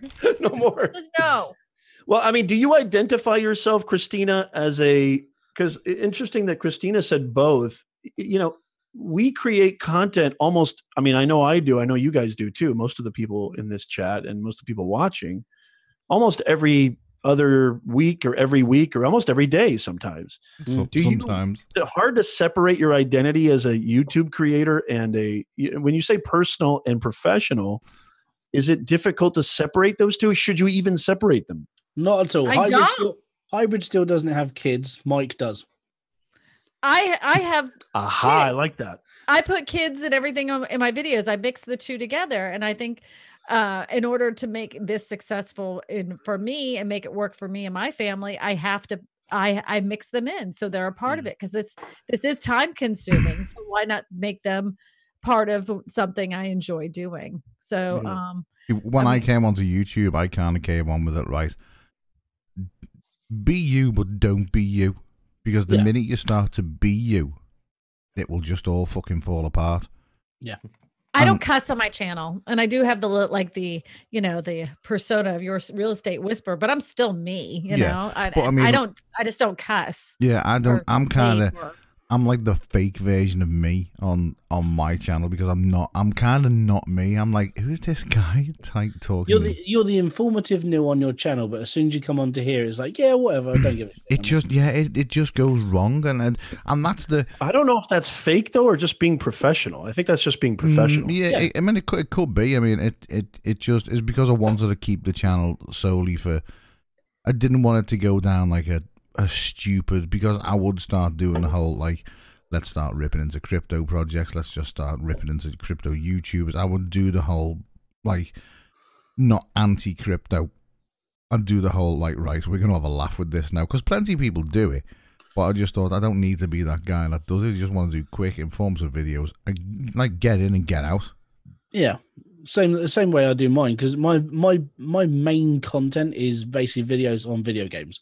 And I don't swear in any of those because gaming is for anybody who can pick up a controller to the people who can't pick it up anymore. You know, like the age range is huge. This is the only channel I have ever sworn on YouTube. I swear on my own, but only in live streams. Oh, I dropped a cuss word on Michael Daniels by accident. Oh, D did it the other day on his live stream. In front of kids. Yes, D dropped the F-bomb whilst he was reviewing a channel. Sometimes it just happens because you're just like so like...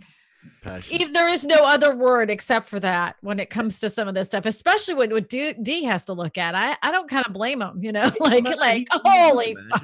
He was looking at Devin something. He's got like 20,000 subscribers. He was doing things on like KineMaster, and this guy was doing tutorials on KineMaster. He's got a huge following for it. And he said something, and it went along the lines of, "Oh wow, KineMaster, fuck it!" And then he sort of swayed off, and it was like, he just fantastic! Oh my god, it was amazing. One thing that I always think about, I'd love your guys' thoughts on this, is I don't want to exclude any audience on the planet, and voice is becoming very important. Hold on, what's she showing? D just said, "Fuck it, I did." D was in the chat. I sent D him in the link as well. You actually have got the link. Here? Yeah, D's here. What's up, D? He's in the chat. I mean, I think we have some. We always have some people that are lurking in the background listening to our shit. I think there's always a. I mean, Nick's being on. Yeah, Nick's been. D should come on as well. We don't know. We've had Nick. Where's Launchpad?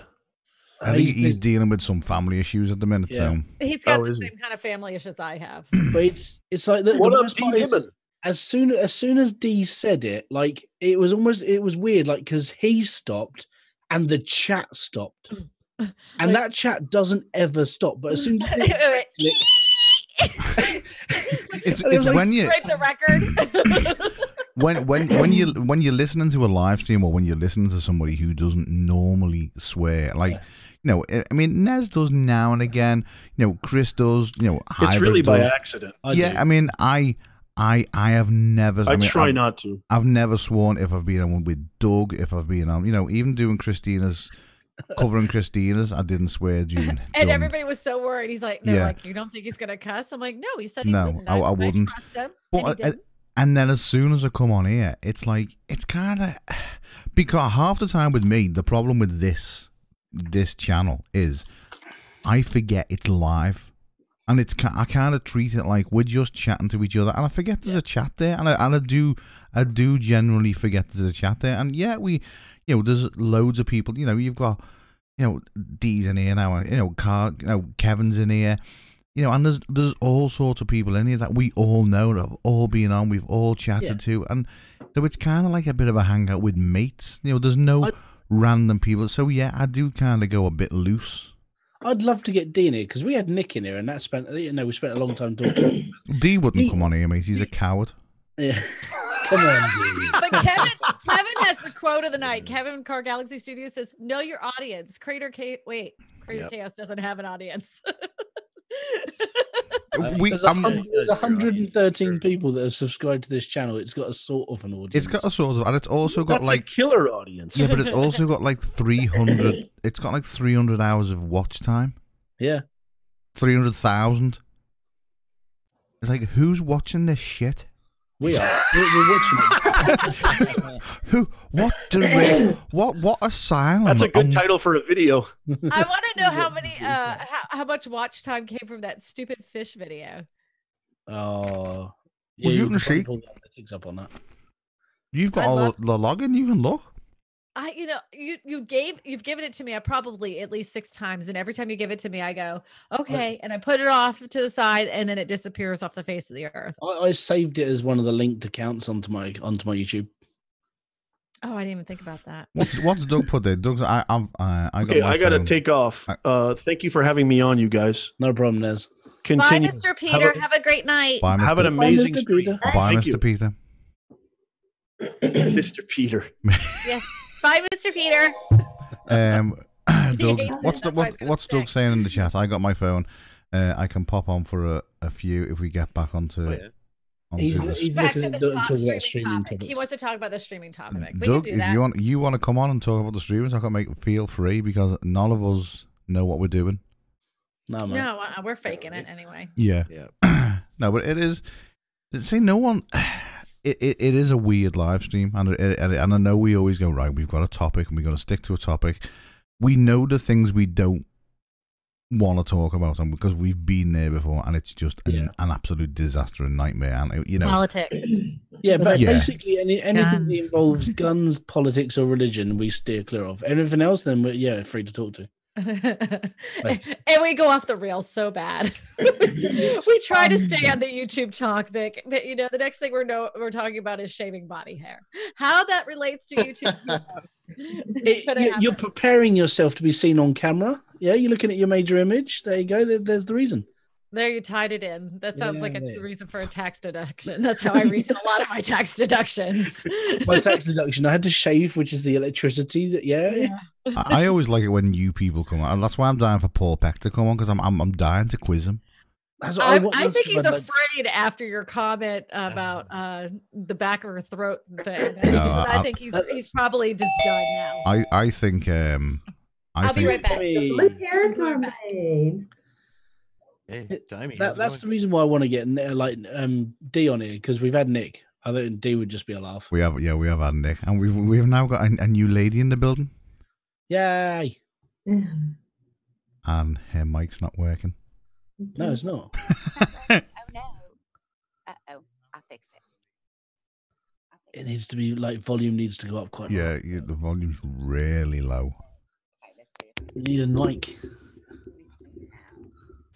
Oh, is that a Samsonite mic you got this? There? Yeah, this is the Meteor. Meteor mic. Yeah, I got one of those too. Actually, that's the one I was using before this. Well, Neil was nice enough. He bought it, didn't like it, and then gave it to me. Yeah, I thought it was great for me. I never had any issues. Much like the webcam. Neil bought the webcam, sent it to me, and he goes, "I've just bought a Brio, mate. Just have that." No, I actually bought 2, didn't I? I bought you, and I bought 2 because I gave one to me. My nephew's got one. What, the Meteor? Yeah. Yeah, you did.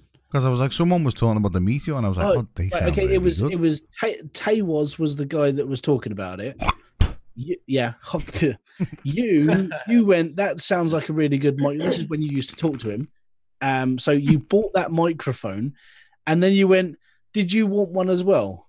I went, "If you're buying it, I'm not going to say no." And you bought me one. You went, "I don't like this microphone. I'm going to give it to my nephew." I sounded awful on it. That's the thing. Like everyone goes, "Oh, what's the best mic?" It's like whatever microphone is good for your voice. Yeah, it's the best. I have this conversation with. Oh, we had a bit of timey. A bit of timey. She's muted herself. Yeah, that's like me when I first started using Zoom. You're muted now, you know, timey. Bottom left hand. I know I muted myself, but I hear echoes all over, so I thought maybe I was causing it. Are you listening to the stream live as it's playing on YouTube? That's what it is. Hey, she's done a map. That's an RPM. There we go. An RPM Nexus fail right there. That was brilliant. It was me. It was me. I'm so sorry. That was that point in that stream where you just sat there and just said, "Oh my god, he's actually replying to the chat on the actual website." Oh my god. We were sitting there asking him questions, and he'd be going. And then like 5 minutes later, and then 30 seconds later, he'd answer, and he'd be like, "Why is he taking so long?" and I don't know whether it was you or I don't know whether it was Chrissy. I wasn't there. What it was? Somebody said, what are you listening to? Are you listening to YouTube or are you listening to this actual chat?" And he was like, "YouTube? It's fucking 30 seconds behind, Matt." It was so. it made really good viewing. He got ripped. He got ripped for that. Listen. So, Timey, you are you are Brad. We've got 3 girls and 3 boys. That's right. But even now, look out. Thank God. 3 girls. So it's a lady. Girl power. It's a ladies takeover. So you now need to tell us about yourself. Yeah, that's the problem with being. Okay, I can do that. And that's the end of the show. We'll see you next week. Yeah. No. I'm joking. Don't be ugly. I didn't even hear what he said. So. Okay, good.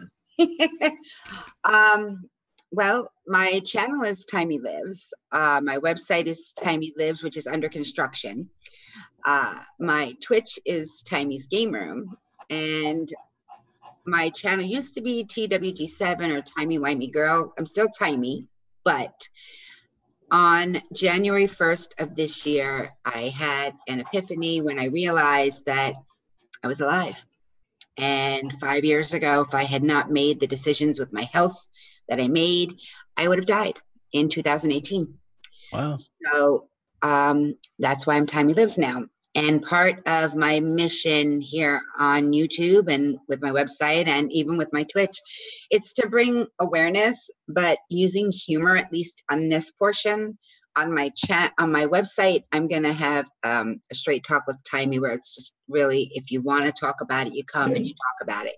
But really, I found on the 1st that when I talked serious about things, I lost a lot of my audience for that little bit, you know. People came back, but I had 11 people and I went down to 3.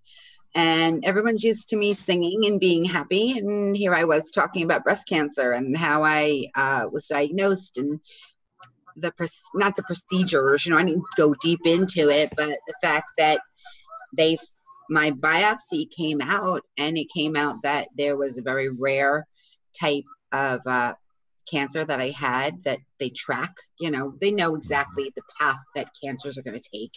Yeah. And where I was at, it was just about to become cancerous, and had it become cancerous, I would have died last year. Wow. So I celebrate every day that I possibly can, and I do all that I can to bring awareness and to try and raise awareness. I'm sorry, sweetie. Oh, and crying. That's really cool. That's a really good message to have. You do a lot of singing on your channel because I've seen a couple of your videos. And you it's like, this girl sings. She just can't stop singing. She's always singing. Well, I couldn't sing for 5 years. I have severe fibromyalgia, and I was bedridden or chair-ridden, depending on the day, and I couldn't sing. And when I got a new treatment and it changed my life. And I found myself in the kitchen singing one day, and I had to share it and had to find a way. And I had this YouTube channel I was doing nothing with. It was supposed to be for gaming, gaming fails, because my hands spaz and I fail all the time, which is part of the shtick. You know, you got to laugh at yourself a little bit. I do that all the time on my channel. It's not my hands. There's no reason for it. My fingers go I have numb. a reason for it. You know, I'm trying to lower the light because I know I'm blinding you guys here. There's like this huge glare on me. There we go. Sorry. It's behind the camera. And but I wasn't doing anything with it because I was too sick to even put my gaming fails up, you know. So I said, you know what, I'm gonna do this. And I had done a Project 365 with photos when I was sick, where I took it was supposed to be a picture a day. And basically I realized I was taking more than one a day, and some days I couldn't take any. I had 1,600 photos by the end of the year. Wow. So I transferred into a Project 365 that I sang at least 365 songs in a year, and I sang 368. Oh, wow. Well done. Very done. Spreading positivity is better than half the hate that I have to listen to on like YouTube. So yeah, that's cool. Me and Chris, we were. Really... I had a bit of a rant the other day, because I'm sick of fucking people and human beings moaning about everything. Yep. Fucking it's great, yeah. All yeah. What do you mean? Unless you've got like a legitimate reason to bitch and moan. But people just seem to be moaning. It's like the new trend now. Well, everybody's YouTube feeds on drama, so they sort of promote it more, so that's why you see it more. But it's not just YouTube. We were talking about it's everywhere. Everybody's got their own like set of issues, and like the fact that they can't, you know, get all their food on their grocery list becomes a draw. You know, oh, I'm having such a bad day. You know, I had to put air in my tires and get gas, and then you know they just were out of my favorite butter. And like, did they take the picture of where the butter used to be and it wasn't on Instagram? You know, it's first world problems. Yeah, everybody's like so like upset all the time. It's like, wow, you know, there's like real shit going on, guys. Yeah. And that's nothing. The color of your corsage that you couldn't get for your daughter for prom is not that big of a deal. Just small potatoes. I think when. Do you think it's social media? Do you think? I think it's a big part of it. Because they're fluoride boring. in water. Their lives are boring, so they're trying to create something that's exciting. That's probably what it is. Yeah, I just think because, and I don't even think 60. Oh yeah, Christian's in the chat. He's just popped in. Christian ready. I don't think 60% of these people who are going on Facebook, Twitter, Instagram, Snapchat. I don't think 60% of these people who are moaning about these things, or I don't actually think it's happening. I think it's literally just social media attention they're looking for. Yeah, it's because their lives are so empty. They have to find some way of getting an attention, sort of like to anybody. I mean, that's the reason why you bitch and moan on Facebook is somebody goes, "Oh, how you doing, hon? Oh, is there anything I can do for you? Do you want to PM me?" Fuck right off. Get out of your fucking little hovel. Go outside and actually breathe the fucking air. I love this one. It's just shite. They have the little prayers going across. Prayers for my dog. They have allergies. And you're like, oh, it's hay fever season, sweetie. Yeah. But then what cracks me up is how many people respond. Prayers going out to you, hon. Prayers. And I'm like, for your dog? Go and get the dog a shot. You know, like my dog has allergies. He tears his paws apart. We get him a shot. Yeah. I just run it over and eat it. That's what they do in Thailand. Some people just like the fact of how many people feed into it. It isn't just the person that posts it; it's how many people like actually feed into that behavior. Can I just break off subject a minute? Shocking! Go for it. just while he's in the chat, Demon eating Vegemite. Sorry, Demon licking veg, not eating it. He licked the Vegemite. I'm so glad I had an epiphany of like streamlabbing that because it was such a good moment on his stream. What? Can you elaborate on that? I'm making the face. Okay. D has never had Vegemite, which is a spread you put onto bread and toast and so on and so forth, right? And he got sent a care package by someone else, and all he had left was this Vegemite, and he was literally just going to eat it straight on. Oh yeah, they're sweet. Really? It's fine. It's like, no, it's a spread. And he was sitting there going, what do? Do I lick it? Do I put my finger in it? If you watch the video, it's on Twitter. It's basically him going, and then like Beanie posts up a video and he just goes, no, D, this is how you're supposed to do it. Stick your spoon in it, eat it, and stop whinging. It was like, oh, Beanie's in the house. Well, Beanie's from that area that eats that stuff, but it's kind of like the people that straw strumming that fish that I ate. The people but the people of Sweden think that's delicious, and they're watching me vomit in the kitchen. Yeah, but there's a massive difference. I mean, he's eating Vegemite, right? This fish, if you can even call it a fish that you ate, right? One, it's been dead for about 300 years, right? Two, the finest, right? The finest strumming you could buy. Yeah. Two, it's that dead, right? Yeah. That the juices that it's come off have actually carbonated. They've actually carbonated, right? It's that fucking dead. Yeah. 3, you've got to open the tin underwater so the smell doesn't come out. You're supposed to, which they don't tell you that when you do this challenge. I opened it up my whole house for hours with every window open. Smelled like a putrefied dead body. Like just so bad. That was an awesome video. Yeah, the best. It was so realistic. The best part about that video. The best part about the video was when Eddie opened the tin and it went and sprayed all over him, and he was going. Literally, there's a huge difference from a dead fish to Vegemite, and after that point, right?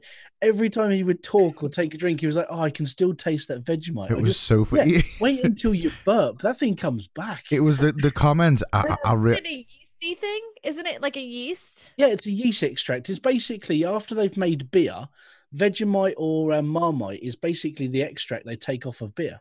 Ew. See, I don't mind Marmite. I eat Marmite, and it's gorgeous. So it's like beer poop, basically. No, it's just like it's a bit like tar, really. It's like the bit at the bottom. Oh, yeah, it's the part that the beer didn't want to be a part of, so it shit itself out, and you're gonna spread that on a cracker. And it tastes so good, yeah. Best shit I've ever had. Dee's just said there's not much difference. I don't know if that's between the Stroom fish or the Vegemite. See now, has anyone ever had English mustard? I'm not a big fan of mustard, to be fair. So, there's some I love mustard. It depends what. I mean, America. You get American mustard, which tastes. You can get any kind of mustard. There's Cuban mustard. There's horse crown mustard. There's Pennsylvania mustard. There's there's Irish. There's all sorts of mustard. You can get any mustard. Kinds in the store. Yeah. English There's mustard. A whole section of mustard. English mustard burns.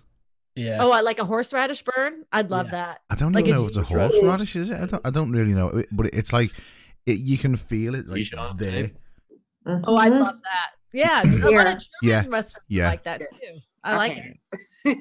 I like that. Makes you know that you're alive. Mustard and Vegemite sandwich. Oh no!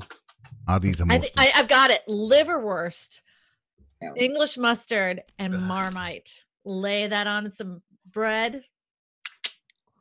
That sounds like heaven right there. Are we trying to think of the grossest things we could ever eat? Is that what this is right at the moment? No, actually, I would try that. I would try that. That doesn't sound offensive to me. It was just funny to see his reaction.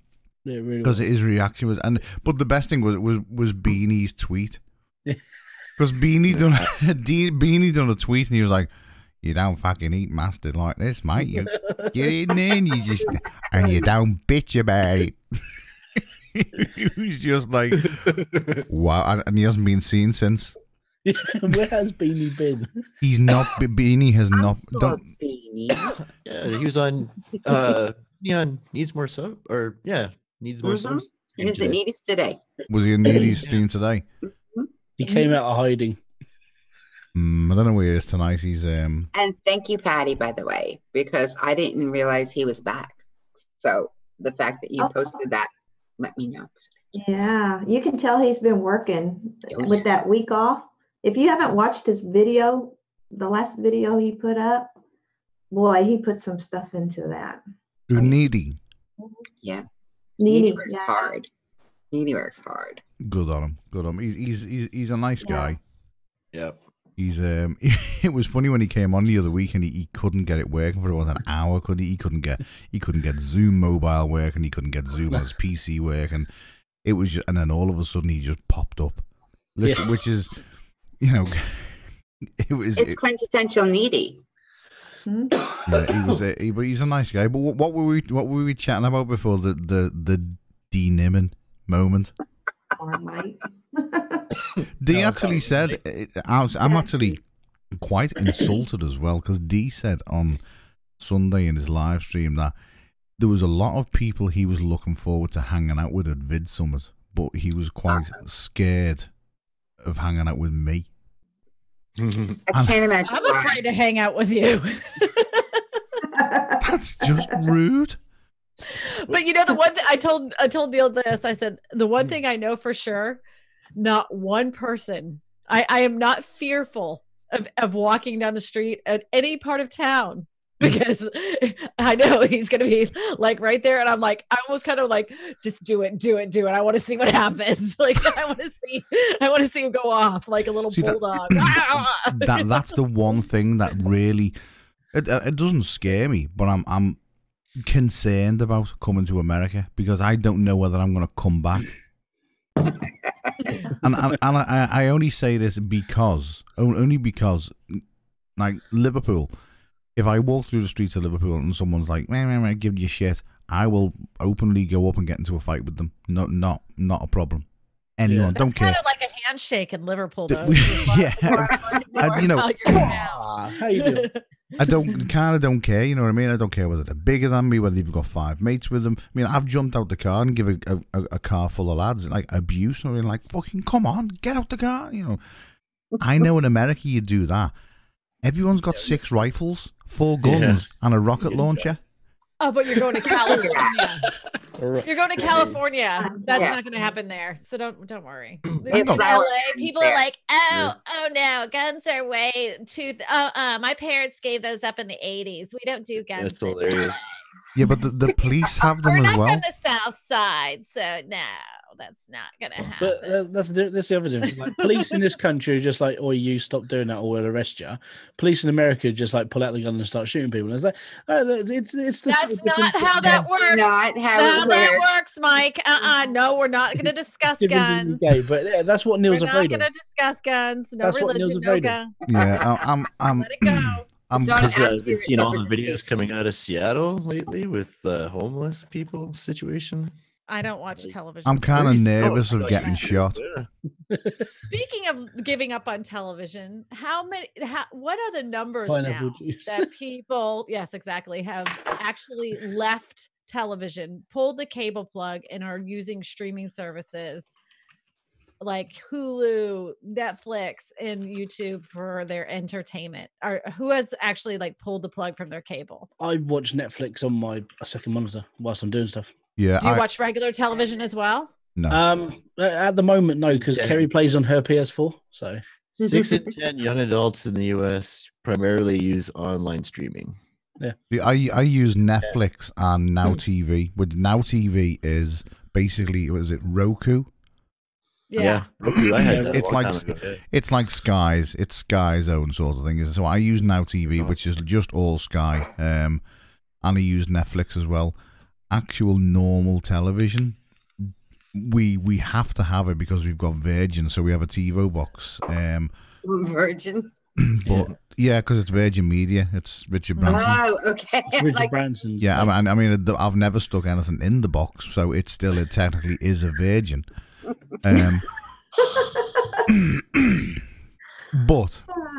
Yeah, we don't even. I mean, as soon as the television comes on, it's either Netflix or Now TV. Yeah. I mean, the only thing that we watch on normal TV, I mean, is like in the mornings, it's like kids programs for Logan and Ollie. And then during the day, it might just be like, I have to watch it because I'm with him. But then it's like other programs will come on every now and then. But most of the time when I'm sitting here, I've got Netflix up on that monitor playing, and I'll be watching stuff that I haven't caught up with for a while.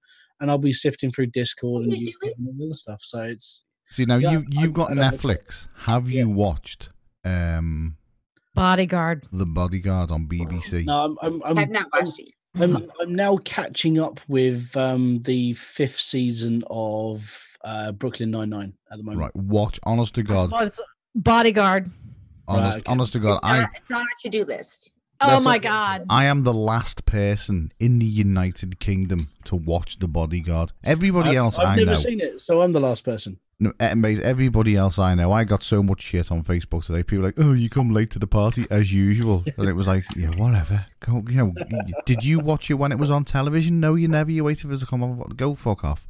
But I got put onto it. Me nephew was like, "Have you watched The Bodyguard?" I was like, "No," and then someone else mentioned it, and it was like, "Well, I've got to give this a watch." It's one of those, right? Okay. After the first episode, it was like, "This is good." After the third episode, it was like, I can't move now. I mean, I watched the last 2 episodes while I was in work last night. I basically just I put a playlist on, right? Because not one single fuck was given. I put a playlist on. I had my phone there. I had my phone in front of me, and I had my beats on, and I was literally like glued. And you're supposed to do this when you're doing that, so you're listening to the music. No, I just it was a playlist. I wasn't even. The music could have gone off for all I cared. I was transfixed by this television program, and the last episode, the building could have burned down around me. I'd have walked out with my phone. It's a bit like Luther, because like Luther was like, "Have you seen Luther?" I was like, "No, I don't even know what it is." It's this program. It's Idris Elba. No, I haven't seen it. And then I watched it. I was like, fucking hell, that was good. And it's like, it's one of those where you're a little bit late to it. Everyone's talking about it. It's like Game of Thrones. If somebody goes, have you seen Game of Thrones? No. Where have you been? I know. Chris is late to this party. I finally watched an episode. I did. I watched season 1, episode 1. Oh, you got a lot of time ahead of you. Chris, you've got a lot more Daenerys to come, mate. Don't worry about it. And you probably don't even know who she is yet.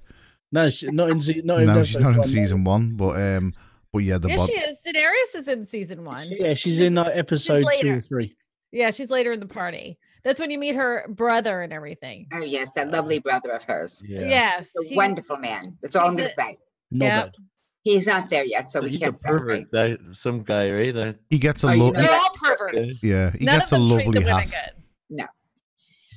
We just in my household, I'm always here, really, except for there's a few hours every evening, and that's where I just was with my blurb, as we call him, because he doesn't like to be on camera, so I blurb him out whenever he wanders in frame.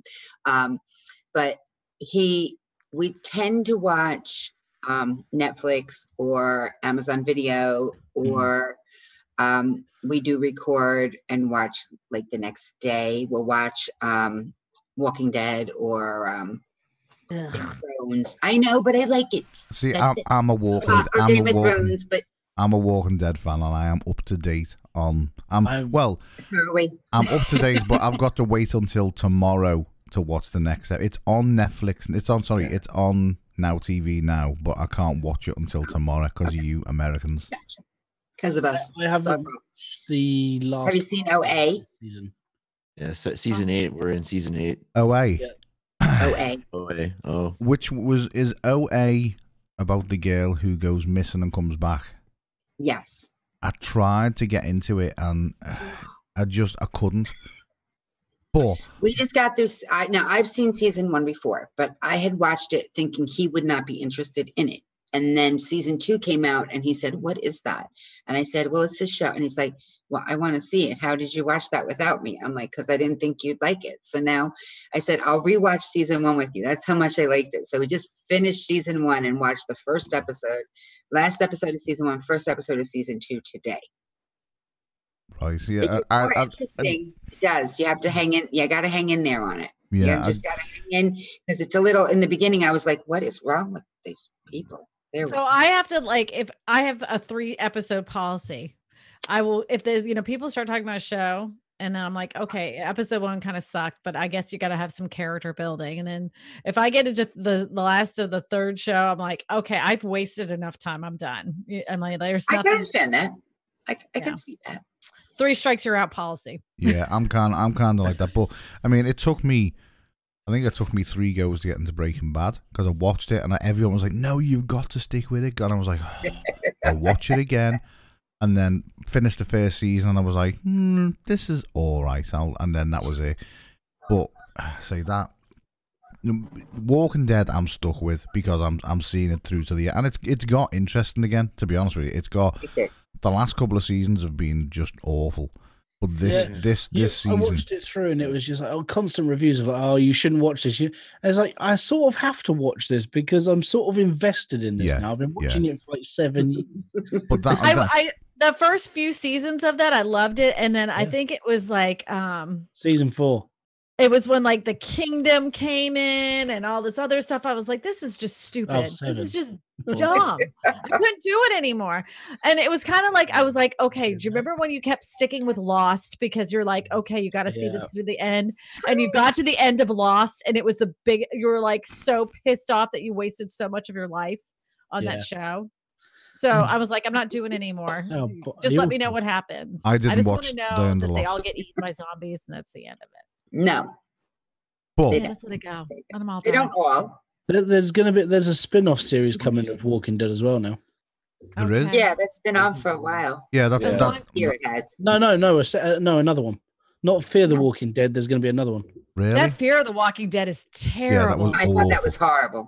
My husband liked it. I didn't like it. Bad. Oh my gosh. No, I agreed with you on that one. Because they prefaced that is that like we're gonna see what happened before the zombies showed up. They literally showed 2 days beforehand, and then like we still didn't get any explanation. I was so ticked off. The first season, because I watched the full first season of that, and all I wanted to do was punch his son. Over and over again because he was a whitey drug addict baby. It was like, you know what? Just go and play with the dead people. I've got no concern for you. Yeah, I watched that first season. I'm like, this is such a poorly acted, poorly scripted, terrible show. It's really bad. Yeah, like I didn't care about any of these people or their relationships. They all needed to have their faces eaten off. That was it.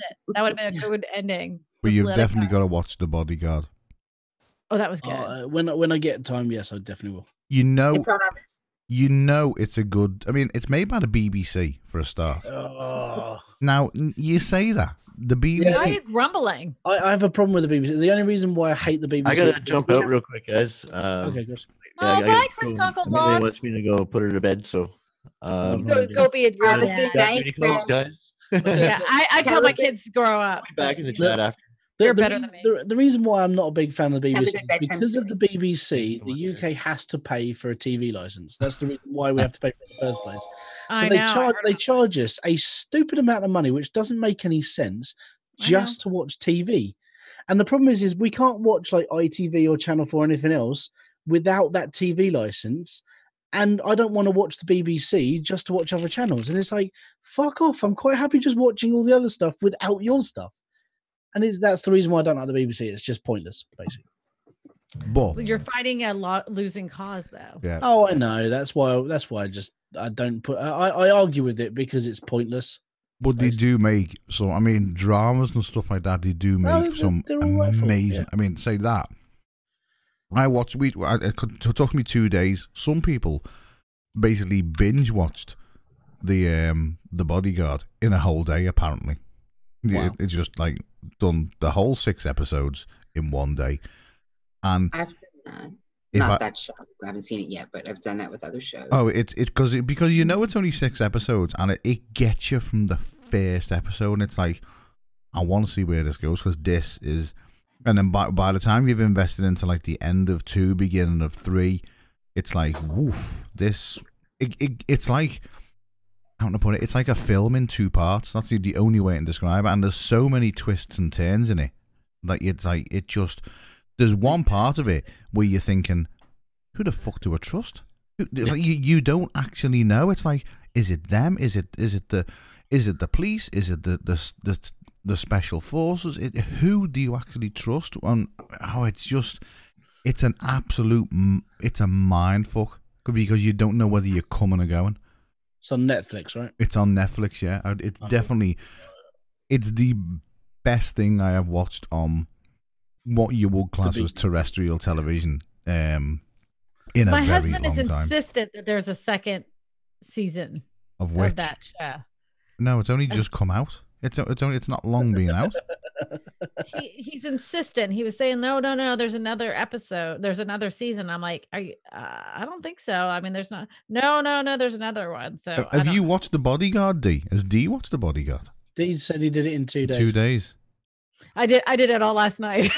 I had I'm trying to get my mind off of things. You know, I've got a lot of stuff going on. So my whole thing was like, I don't want to think about any of this. I can't think about this right now. What can, and then I was like, oh, this Bodyguard. And I started watching it. Eddie says, have you seen Umbrella Academy? Yeah, I started that one too last night. Isn't that good? I'm hoping that it gets better. I was surprised at how good it gets. Okay, because this is, to me, the Umbrella Academy reminds me of what I wanted Heroes to be. Do you remember the show Heroes? Yes, I loved Heroes. Absolutely. I love that show. It was so good, and then again, that was so mad it ended the way it did. Yeah, that was one of those ones that started off so good, and then it went like, who started writing? Who did they fire? And who they need to bring them back, because this is getting. Which was this? What? Heroes was Heroes. Like these people had like weird powers. And superpowers. I can't watch shit like that. Oh no, it was good. And then they bent reality, and it was like, right, okay, where are they taking this? And then it would fuck it up. And you're sitting there going, the crap, what the hell is going on anymore? And then like people are being live, people are dead. This is happening. It's like, where are they taking it? And then it ended halfway through season 3. Yes. See, I started watching. 4 episodes in, it was like, there was a writer's strike, and they just fired everybody. Yeah. What was the one? Is it the 100? I've never seen that. I've seen that one too. I started watching that. One season of that. Yeah, I started watching the 100 because it's basically that everyone lives in space because the Earth's contaminated, and the station blows up, and some of them end up on Earth. Like WALL-E? Kind of, yeah. No, not like WALL-E. Yeah, like WALL-E. It's not. No. There are people, not children watching this at all. Not a kids show. Oh. WALL-E. No, it started off really good, and then it just I hate programs that you're watching. The first season's great, the second season's brilliant, and then the third season it's literally like, who's writing this now? What's going on? Why have they gone from a normal society trying to rebuild Earth again to now it's plants are trying to eat them and trees have turned against them? Don't tell me, I've never gotten that far. Don't bother. I watched a show called The Leftovers. Did you guys watch that? The Leftovers. All of a sudden, like half of the Earth has disappeared, and nobody knows why. So there's all these people that are still left on Earth, and then everybody else just disappeared, clothing and all. Like they're standing in school, they're having speeches, and they're just poof, gone. Oh, I think I've heard of that one, but I didn't see it. A couple of years later, these people are trying to get their pieces of their life back and figure out what happened to their loved ones, and insurance companies are going crazy because they can't pay out policies because they're not officially dead. They're just gone. So it's like weird. Yeah, it was super, super interesting. Michael Daniels mentioned the Orville, which is fantastic. I have never seen it. Fantastic. The Orville is basically Seth. What's his fucking name? He's the guy that did Family Guy. Seth MacFarlane. Seth MacFarlane's version of Star Trek with humor, and it is bloody good. All right. I see. I'm not Star Trek. You can basically put in a bin. Okay. So Star Trek is a little bit boring if you don't really want to put through all the jargon and stuff. But Chris, you do know that Christian Reddy is going to probably pop up in a minute because he's a massive Trekkie for. Yeah. But I think with the Orville, it's basically for people that wanted a bit more life in Star Trek, like a little bit of humor, a little bit of like lightheartedness. Right. And it is one of those shows you just sit there going, okay, I'll watch it for a bit and see what happens. And then like after the first episode, like I have to watch the second because that's hilarious. Did anyone watch The Dome when that was out? No, I didn't. Yes. Stephen King, The Dome. Yes. Even Doug says the Orville's funny. Yeah, I just... It reminds. You know what show though? I'm sorry to interrupt, but I'm going to tell you this because if you guys haven't seen it yet, it's on Netflix. It's called Big Mouth. It is so incredibly, inappropriately funny. Like I've been on the floor, tears, cracking up, laughing. It's about prepubescent kids, going through the change, and the writers on that show are brilliant. It's so good. We need to get a list in the Discord of what pro because there's low. I mean. You've never seen a dome? That's weird. That's kind of. I was on television, but I was like, I watched a couple episodes. I was like, it wasn't, it didn't tickle my fancy. The end completely. It got to the end, and I think again, it was one of them programs. Didn't see that part. I didn't get that far. Black Mirror was something I was obsessed with for so long. See, Black Mirror's not really. I love Black Mirror because it's so messed up and it's so dark. But Bandersnatch I've never seen, but the TV series was like, wow. But there's no storyline to it. There was another one we used to watch and I can't remember. It was some House on the Hill or something like that. And it was about a haunted house. Oh, I liked that one. What was that called? We watched that. And Haunted Hill. Haunted House on Haunted Hill. Yeah. The house and that was messed up. That was my type of like, wow, this is good. Really, there really is, but there needs to be more. I mean, Game of Thrones is going to come out, and then it's going to be over before we see it. Yeah, there's only like 6 episodes. Yeah, but each episode an hour and a half long? I think it's 8 episodes, and it's an hour and a half each episode. Yeah. Well, thank God. So I'm still a little puzzled by the dragons have holes in their wings and they can still fly. That just bothers me, but whatever. Have you never looked into the? Maybe it's not holes; it's just sheer areas that you just see through, and you think it's. It could be like the wings foreskin. Yeah. Could be. Just like see through, like you get see through fish, but the fish are really there, but the skin is see through. Yeah.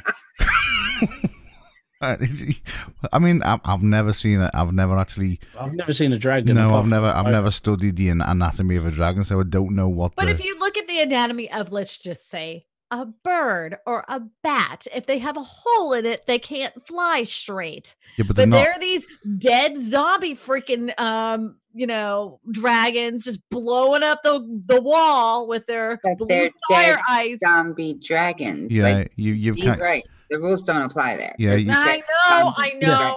Number one, the big word we're looking at is dragon. That doesn't dragon and breathe and fly. Yeah, zombie dragon.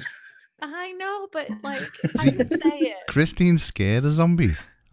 You don't like zombies, do you? You are. I'm terrified of zombies. I'm terrified. I actually know a friend. 28 Days Later, that movie 28 Days Later actually gave me nightmares for about 3 years. Where really? I had, terrified, like wake up in the middle of the night, sweating, screaming.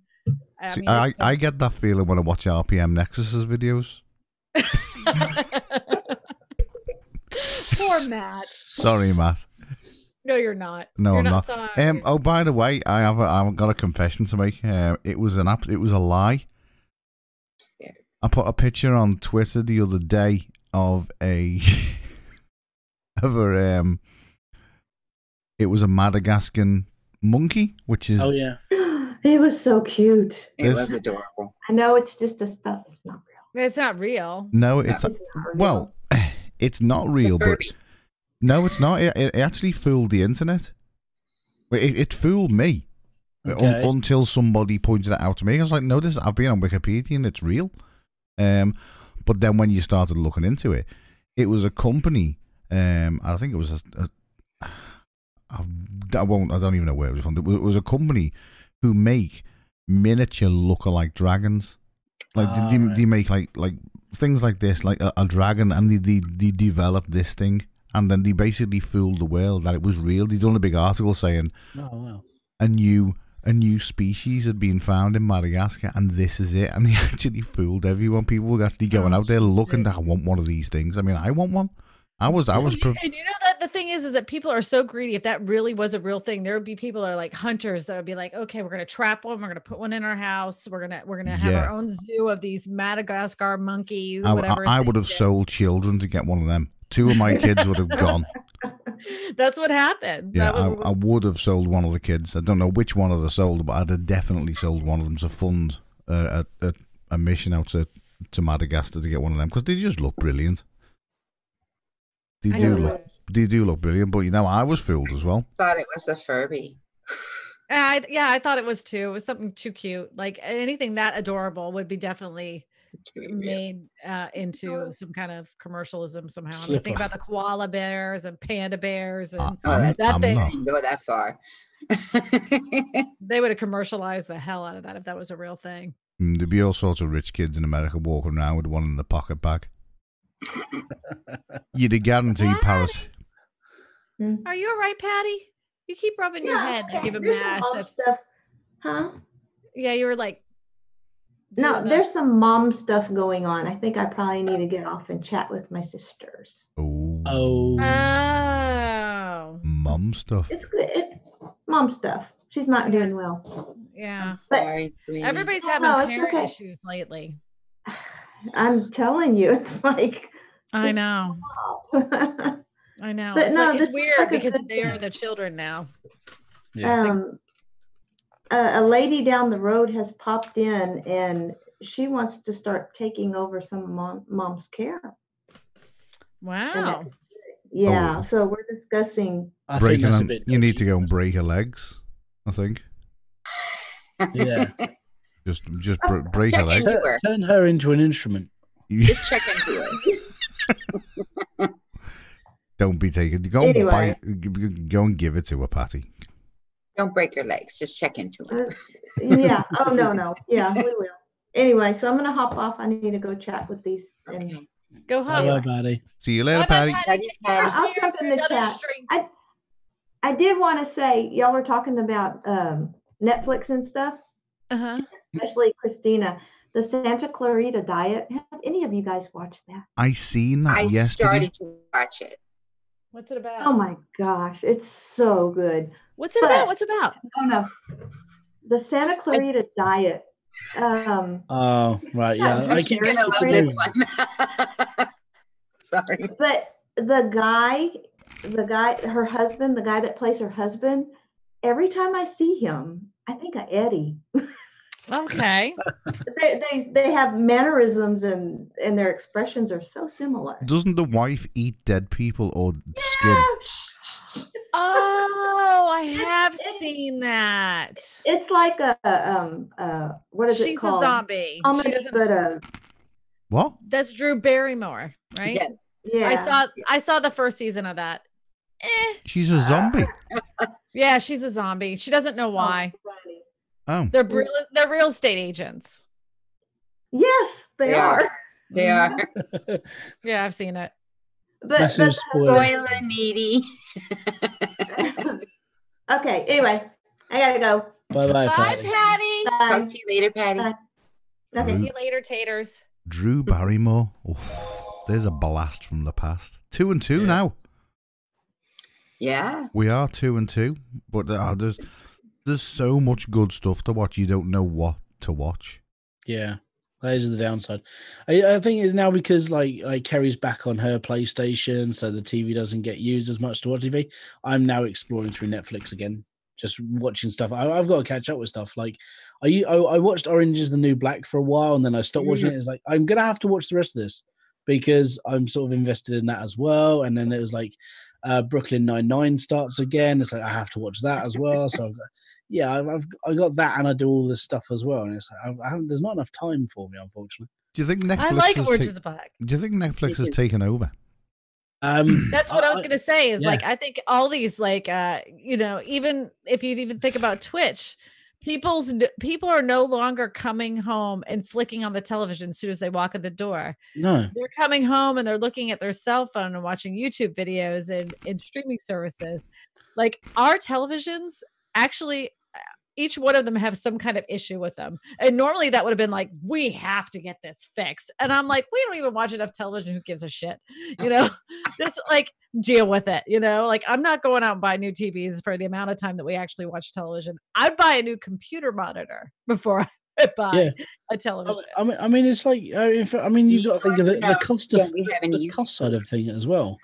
I mean, if you subscribe to Sky in this country and you go for everything, it'll cost you like 80 quid a month. Or you can go to Netflix and pay £9 a month. You know, I'm going to save myself money by just going on Netflix. Yep. I have thought of getting rid of just basically getting Virgin Internet only and not having a television because we don't use it. We just we use it now and again. But I mean, now you live in a day and age where you can cast off your phone to your television. So all you know, if we were watching, we've just been watching the SAS with the celebrities for raising awareness for cancer. Stand Up for Cancer. We were watching that. Yeah, that's on terrestrial TV, but we watched it on catch up. Yeah, we wouldn't be able to do that without the TiVo box. But would we do without it? Yeah, because there's nothing really. Everything we watch is on Netflix, and Netflix now. I mean, we watched a film last night with, I think it was Ben Affleck and Charlie Hume, who used to be Jackson. The motorcycle one. Sons of Anarchy. Oh, right, yeah. The Christina picked up that look. Oof, him. No. Michael Daniels said we should have a Game of Thrones watch party and we can get 50 people in a Zoom. I'm game for that. That sounds so awesome. When it's out next Sunday, isn't it? I believe. Yeah, it's next Sunday. The only thing is, in my household, we don't watch it till the next day. For me, see, in my the Zoom call then, dude. I know, right? But I want to be. It's just he gets up early, so he usually goes to bed between 9 and 9:30. It works really well for me. He wound up from watching it, so he wants to watch it like at 7 o'clock when we're having dinner. When is Game of Thrones on in America? When does it air in the US? Sundays. Sunday, I think it's 9 o'clock, isn't it? So is it the same time as the UK then? No, we get it on the 19th. No, because on Now TV it did say it's got like 4 days to go till it's got the countdown. So it will air on Sunday.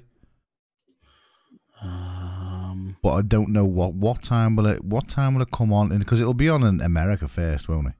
It's 8 o'clock our time usually.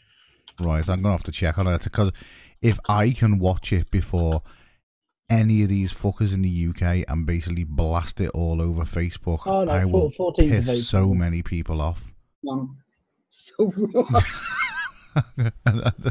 So yeah, if it is, then I am well game. I'm game for watching it before anybody because I'll be in work and I'll literally I'll get on the mic in work and just tell everybody what's going on.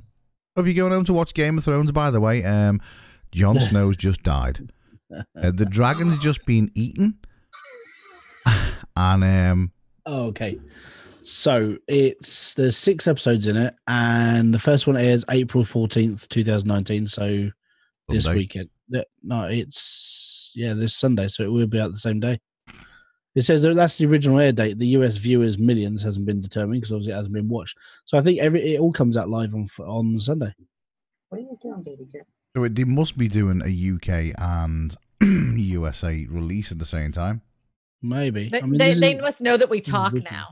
Right. Like, they must know that we talk to the people over the UK and they're like, oh shit, we can't split it up anymore. We're gonna have to show it the same time. That's far across the pond as they used to be. Oh, there you go. Stream every bloody episode ahead of the final battle for the Game of Thrones season 8 on Now TV. So yeah, because I've got it on Now TV. I think it might be Now TV are going to be seen at the same time as America. So terrestrial, like normal British TV, you won't see it until Monday. So you'll be ahead of those normal Brits. I won't be. Neil will be. So it'll be two. If it's going to be the same time, I just won't turn Facebook on for like the whole of Monday. Or the Twitter. Don't Twitter. stay away from Avoid stay off the social Twitter. media. or Discord, mate. Because if I get to see it before anyone, which I will, see, it will be on. It's going to be on.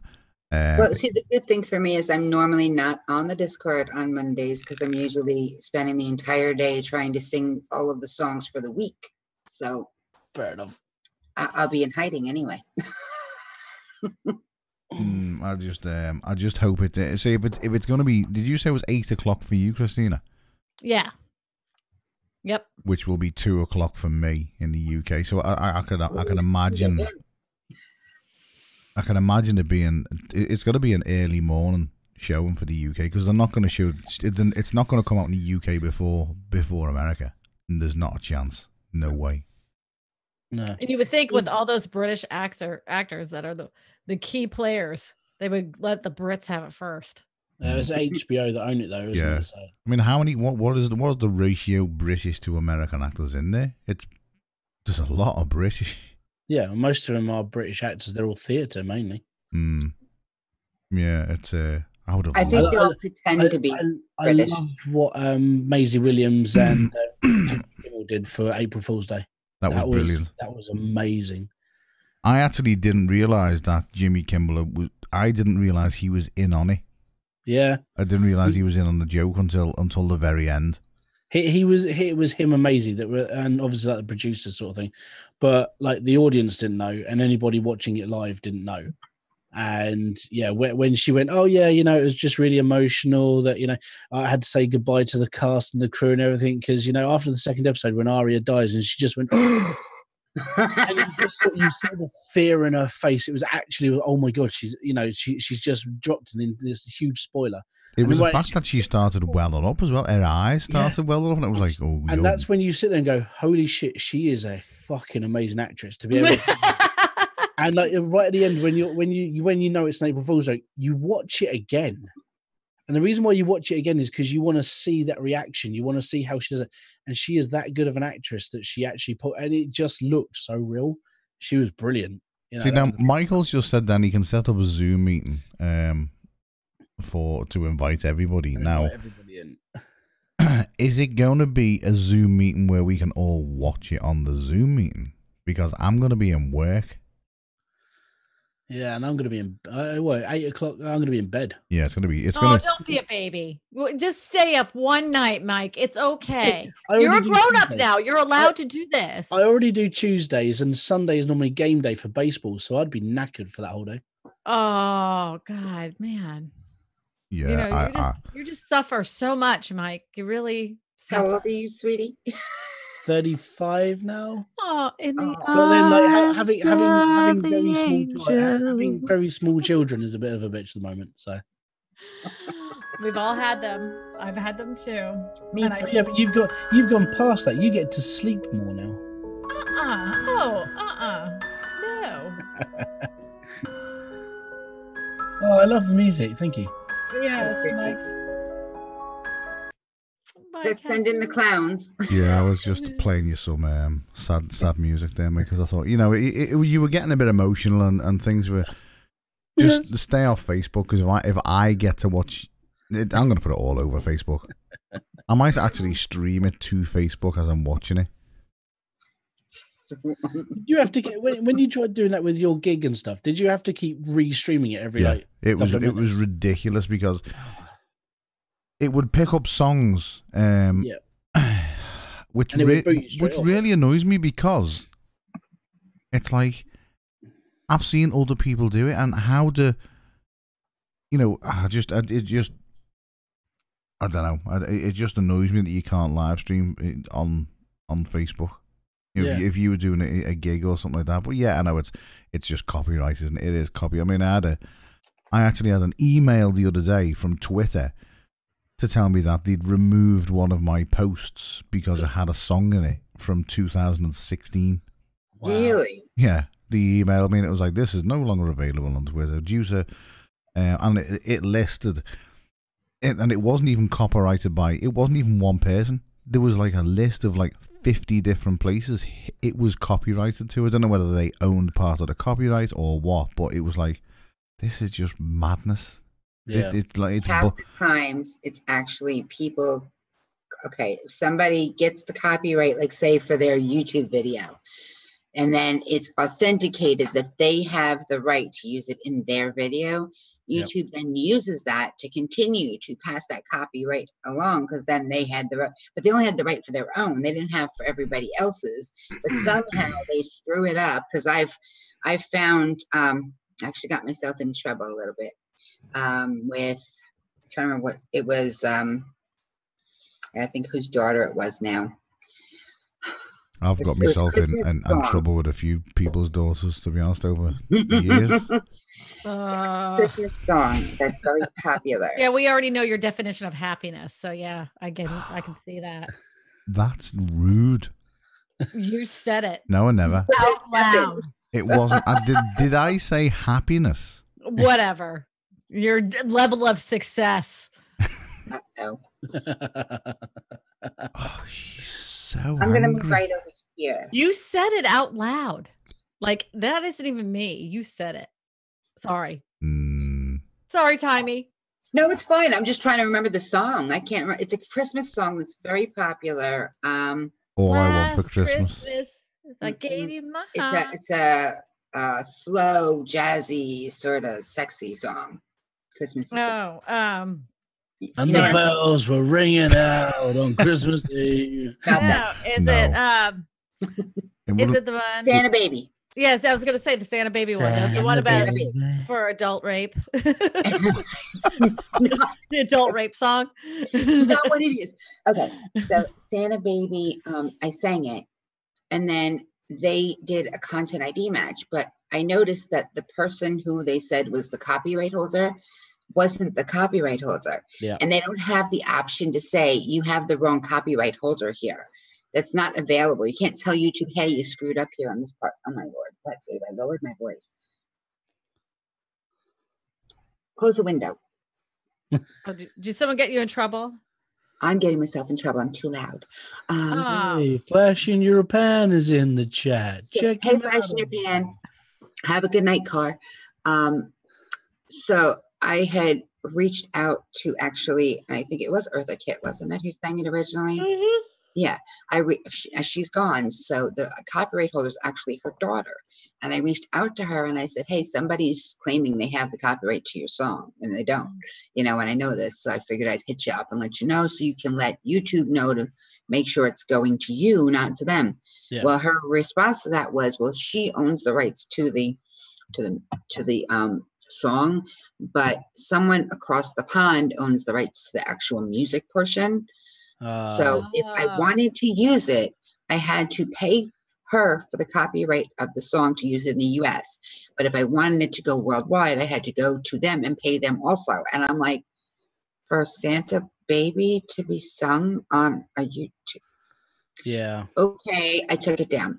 But I was like, it's Santa Baby. You know what I mean? Like, I just, and all of this because it wasn't theirs. You know what I mean? They didn't have the right to it. I thought you could sing it to somebody who didn't have the copyright. Yeah, I was gonna say, how did all these social media sites like Smule and that's where I sing. I use Smule. Why? Well, how could they get away with it then? Because it's only some of the songs you'll see are like endorsed by Shmuel. Okay. Mm-hmm. And Shmuel has the right. So you can sing it on Shmuel. Now, technically, sharing it anywhere else, you don't have a guaranteed right to do that anywhere else. Yeah. I get content ID matches all the time, which is different. I'm not getting a copyright strike. I'm just getting a content ID match. So what happens is whenever I get monetized, a portion of that will go to whomever owns the copyright. And I'll get like pennies on whatever dollar they get. You know what I mean? Because I don't own the song. I'm just covering it. But they own the copyright to it for some of them. But they allow you also to upload. So if you remove the singer's voice and just use the music. You can upload the song along with the lyrics for people to use, but that doesn't mean that you can put it out anywhere technically. Yeah. And there was a song recently that I sang, and I did not know that it's not supposed to, nobody has the rights to this. No one's supposed to share this. No one's supposed to sing it worldwide. And I sang it, I covered it, I posted it, no problem. But I have a week in review where I go over everything I do during the week, and I do like, it depends on the song, you know, a 20-second, 30-second clip of the song. And I also have like a meet a creator thing where people come on and talk about their channels a little bit, and people that I want people to get to know better, you know, in the community. And I had a fantastic guest that day, and we talked for over 2 hours. And YouTube didn't just block the little portion that had the 30 seconds of song.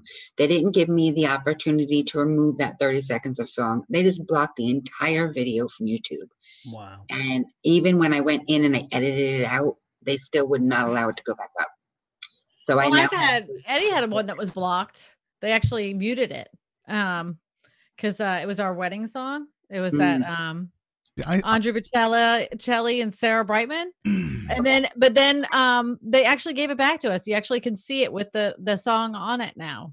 They had blocked it and then they brought it back. I don't know why. I thought you could sing anything and it not be copyrighted because you're not using the original. You're not using the original material. There's a channel singing it without any music in the background, but I do have the music in the background. Oh, right, the original music called Frog Leap Studios. Leo, he does metal covers of like any song he feels like. I was stuck watching him for 2 hours the other day. You bastard! Good, isn't it? He's amazing. He's really good. He's registered with a company that basically do all the copyright stuff for him. So any song that he wants to cover, he sends them an email. They sort out the copyright for him. He does the song. But yeah, Leo is one of those guys that you can sit there and just watch and watch and watch. Every single one of his covers is completely different.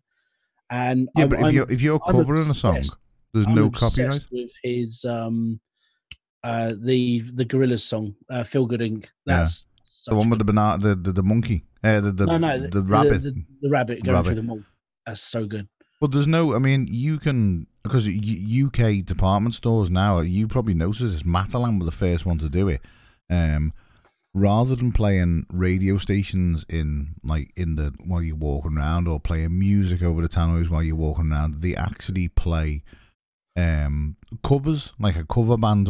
They must have thousands of people that do covers for them. They'll still sound like the song, but it's a cover version, so you don't have to pay any broadcasting rights on the music because it's only a cover. Yeah, because it's not done by the original artist. Yeah, it's not the original song, so there's no broadcast rights and it doesn't break any copyright because it's not done by the original person.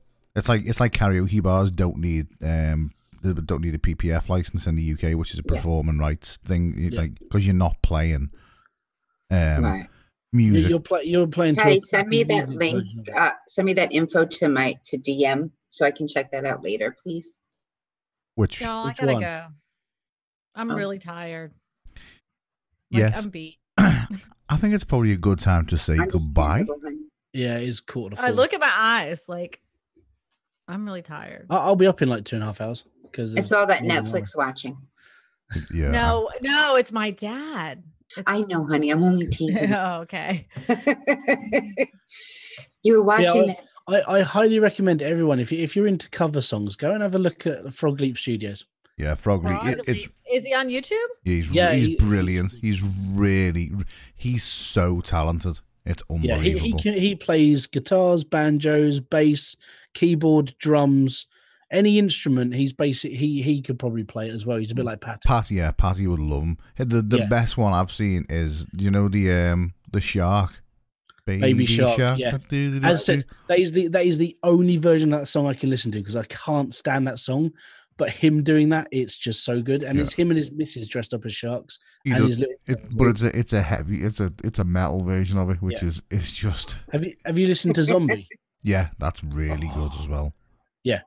So I love Postman. He only has 3 million subscribers. Oh yeah, and I mean his Adele cover has just hit like 50 million views as well. He's Norwegian as well. Yeah. So, right, well, I'm going to wave goodbye and say goodbye to everybody in the chat, which will probably be, God knows how many. I don't even know who's watching. 17 people. 17. Peace out, everyone. I know Michael Daniels is in here. Patty's still knocking about. Needs more subs is about. And I don't know if Ed's still here, but to everybody in the chat. Goodbye, Flash in your pan, and have fun looking for gold. Yeah, we definitely... Eric's still here as well. Good evening, Eric. We definitely need to... I can see Tuesdays being very Game of Thrones. Yeah, I can see it as well. Sort of the theme. How can we tie it into YouTube? We're gonna have to find a YouTube channel that talks about Game of Thrones, so we can tie it in. We'll be talking about Game of Thrones on Tuesday. Yeah, we got it. I may even have to bring. We should have Creator of Thrones. That's what we should call it. Creator of Thrones. Yeah, I mean, we can talk about something and then just go. I mean, we can talk about what the fuck we like. We can talk about anything. So, right. So goodbye, everybody in chat, because I'm gonna go. Have an amazing night.